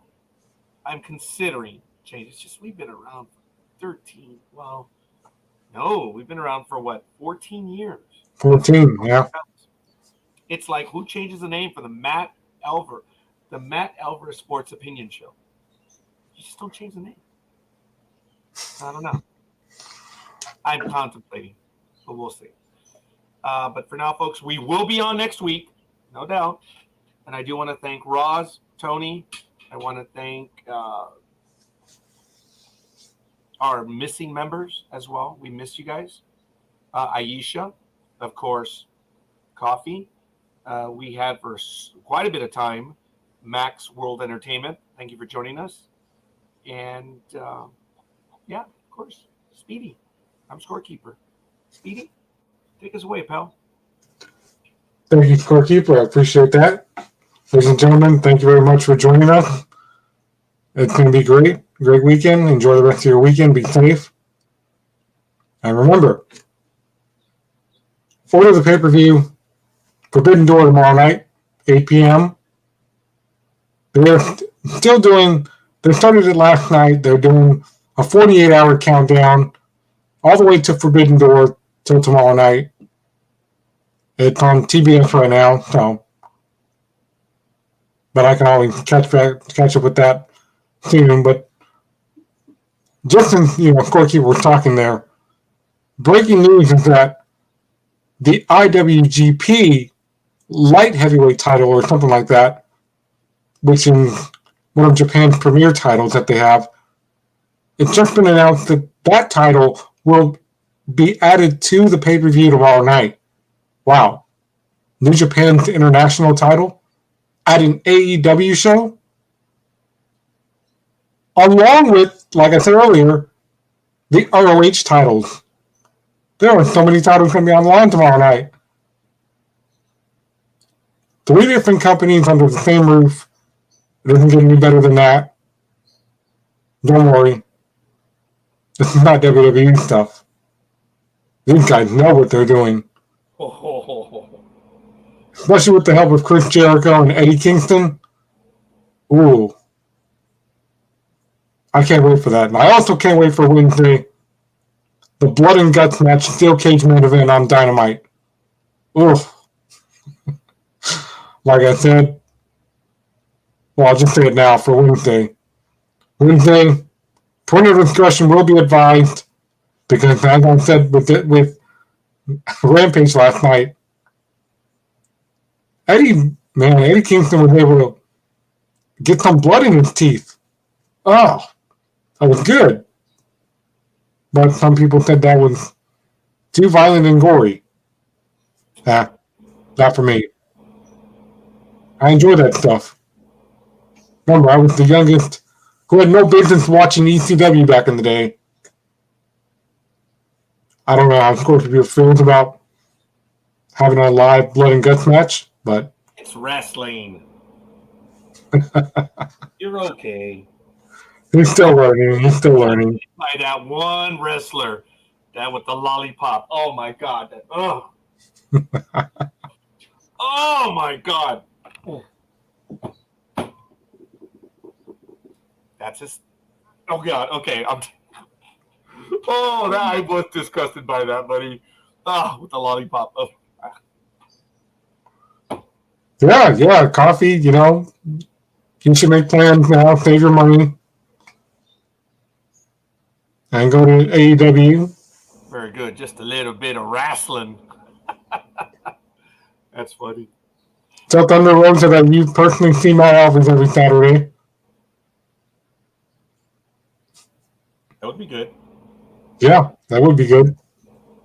Then you can get a picture with her, because you claim you have pictures of wrestlers, but we never see them, so maybe this will be the first coffee. Oh, I'm sorry. Oh, maybe I've seen them. That's why. We communicate from time to time. Oh, like that. Okay, all right. I admit, because I've been very busy, but Coffee and I have communicated over the years. He has shown me a lot of cool stuff. But I'm not going to talk about the conversations that he and I have, but I do appreciate the insight. I appreciate the stuff he has shared with me. And it's cool, man. I do. I remember the stuff that we've talked about over the years. And he has shown us images. And I believe when we've been on air, he's directed us to sites that have some of the images. And we've talked about them, and he's pointed out which ones he has and which ones he doesn't. But it's good. Hey, AB plus brothers have to stick together. That's the way it is. I guess. Well, that's it from San Andrew, California. I'm Matt Albert. Oh, damn it. Do it again. That's it. Do it again. That's it from San Andrew, California. I'm Matt Albert. Take care. And I'm the Scorekeeper from Pomona, California, otherwise known as Hell. We're on the West Coast. We'll see you guys on the other side. Peace! Take care.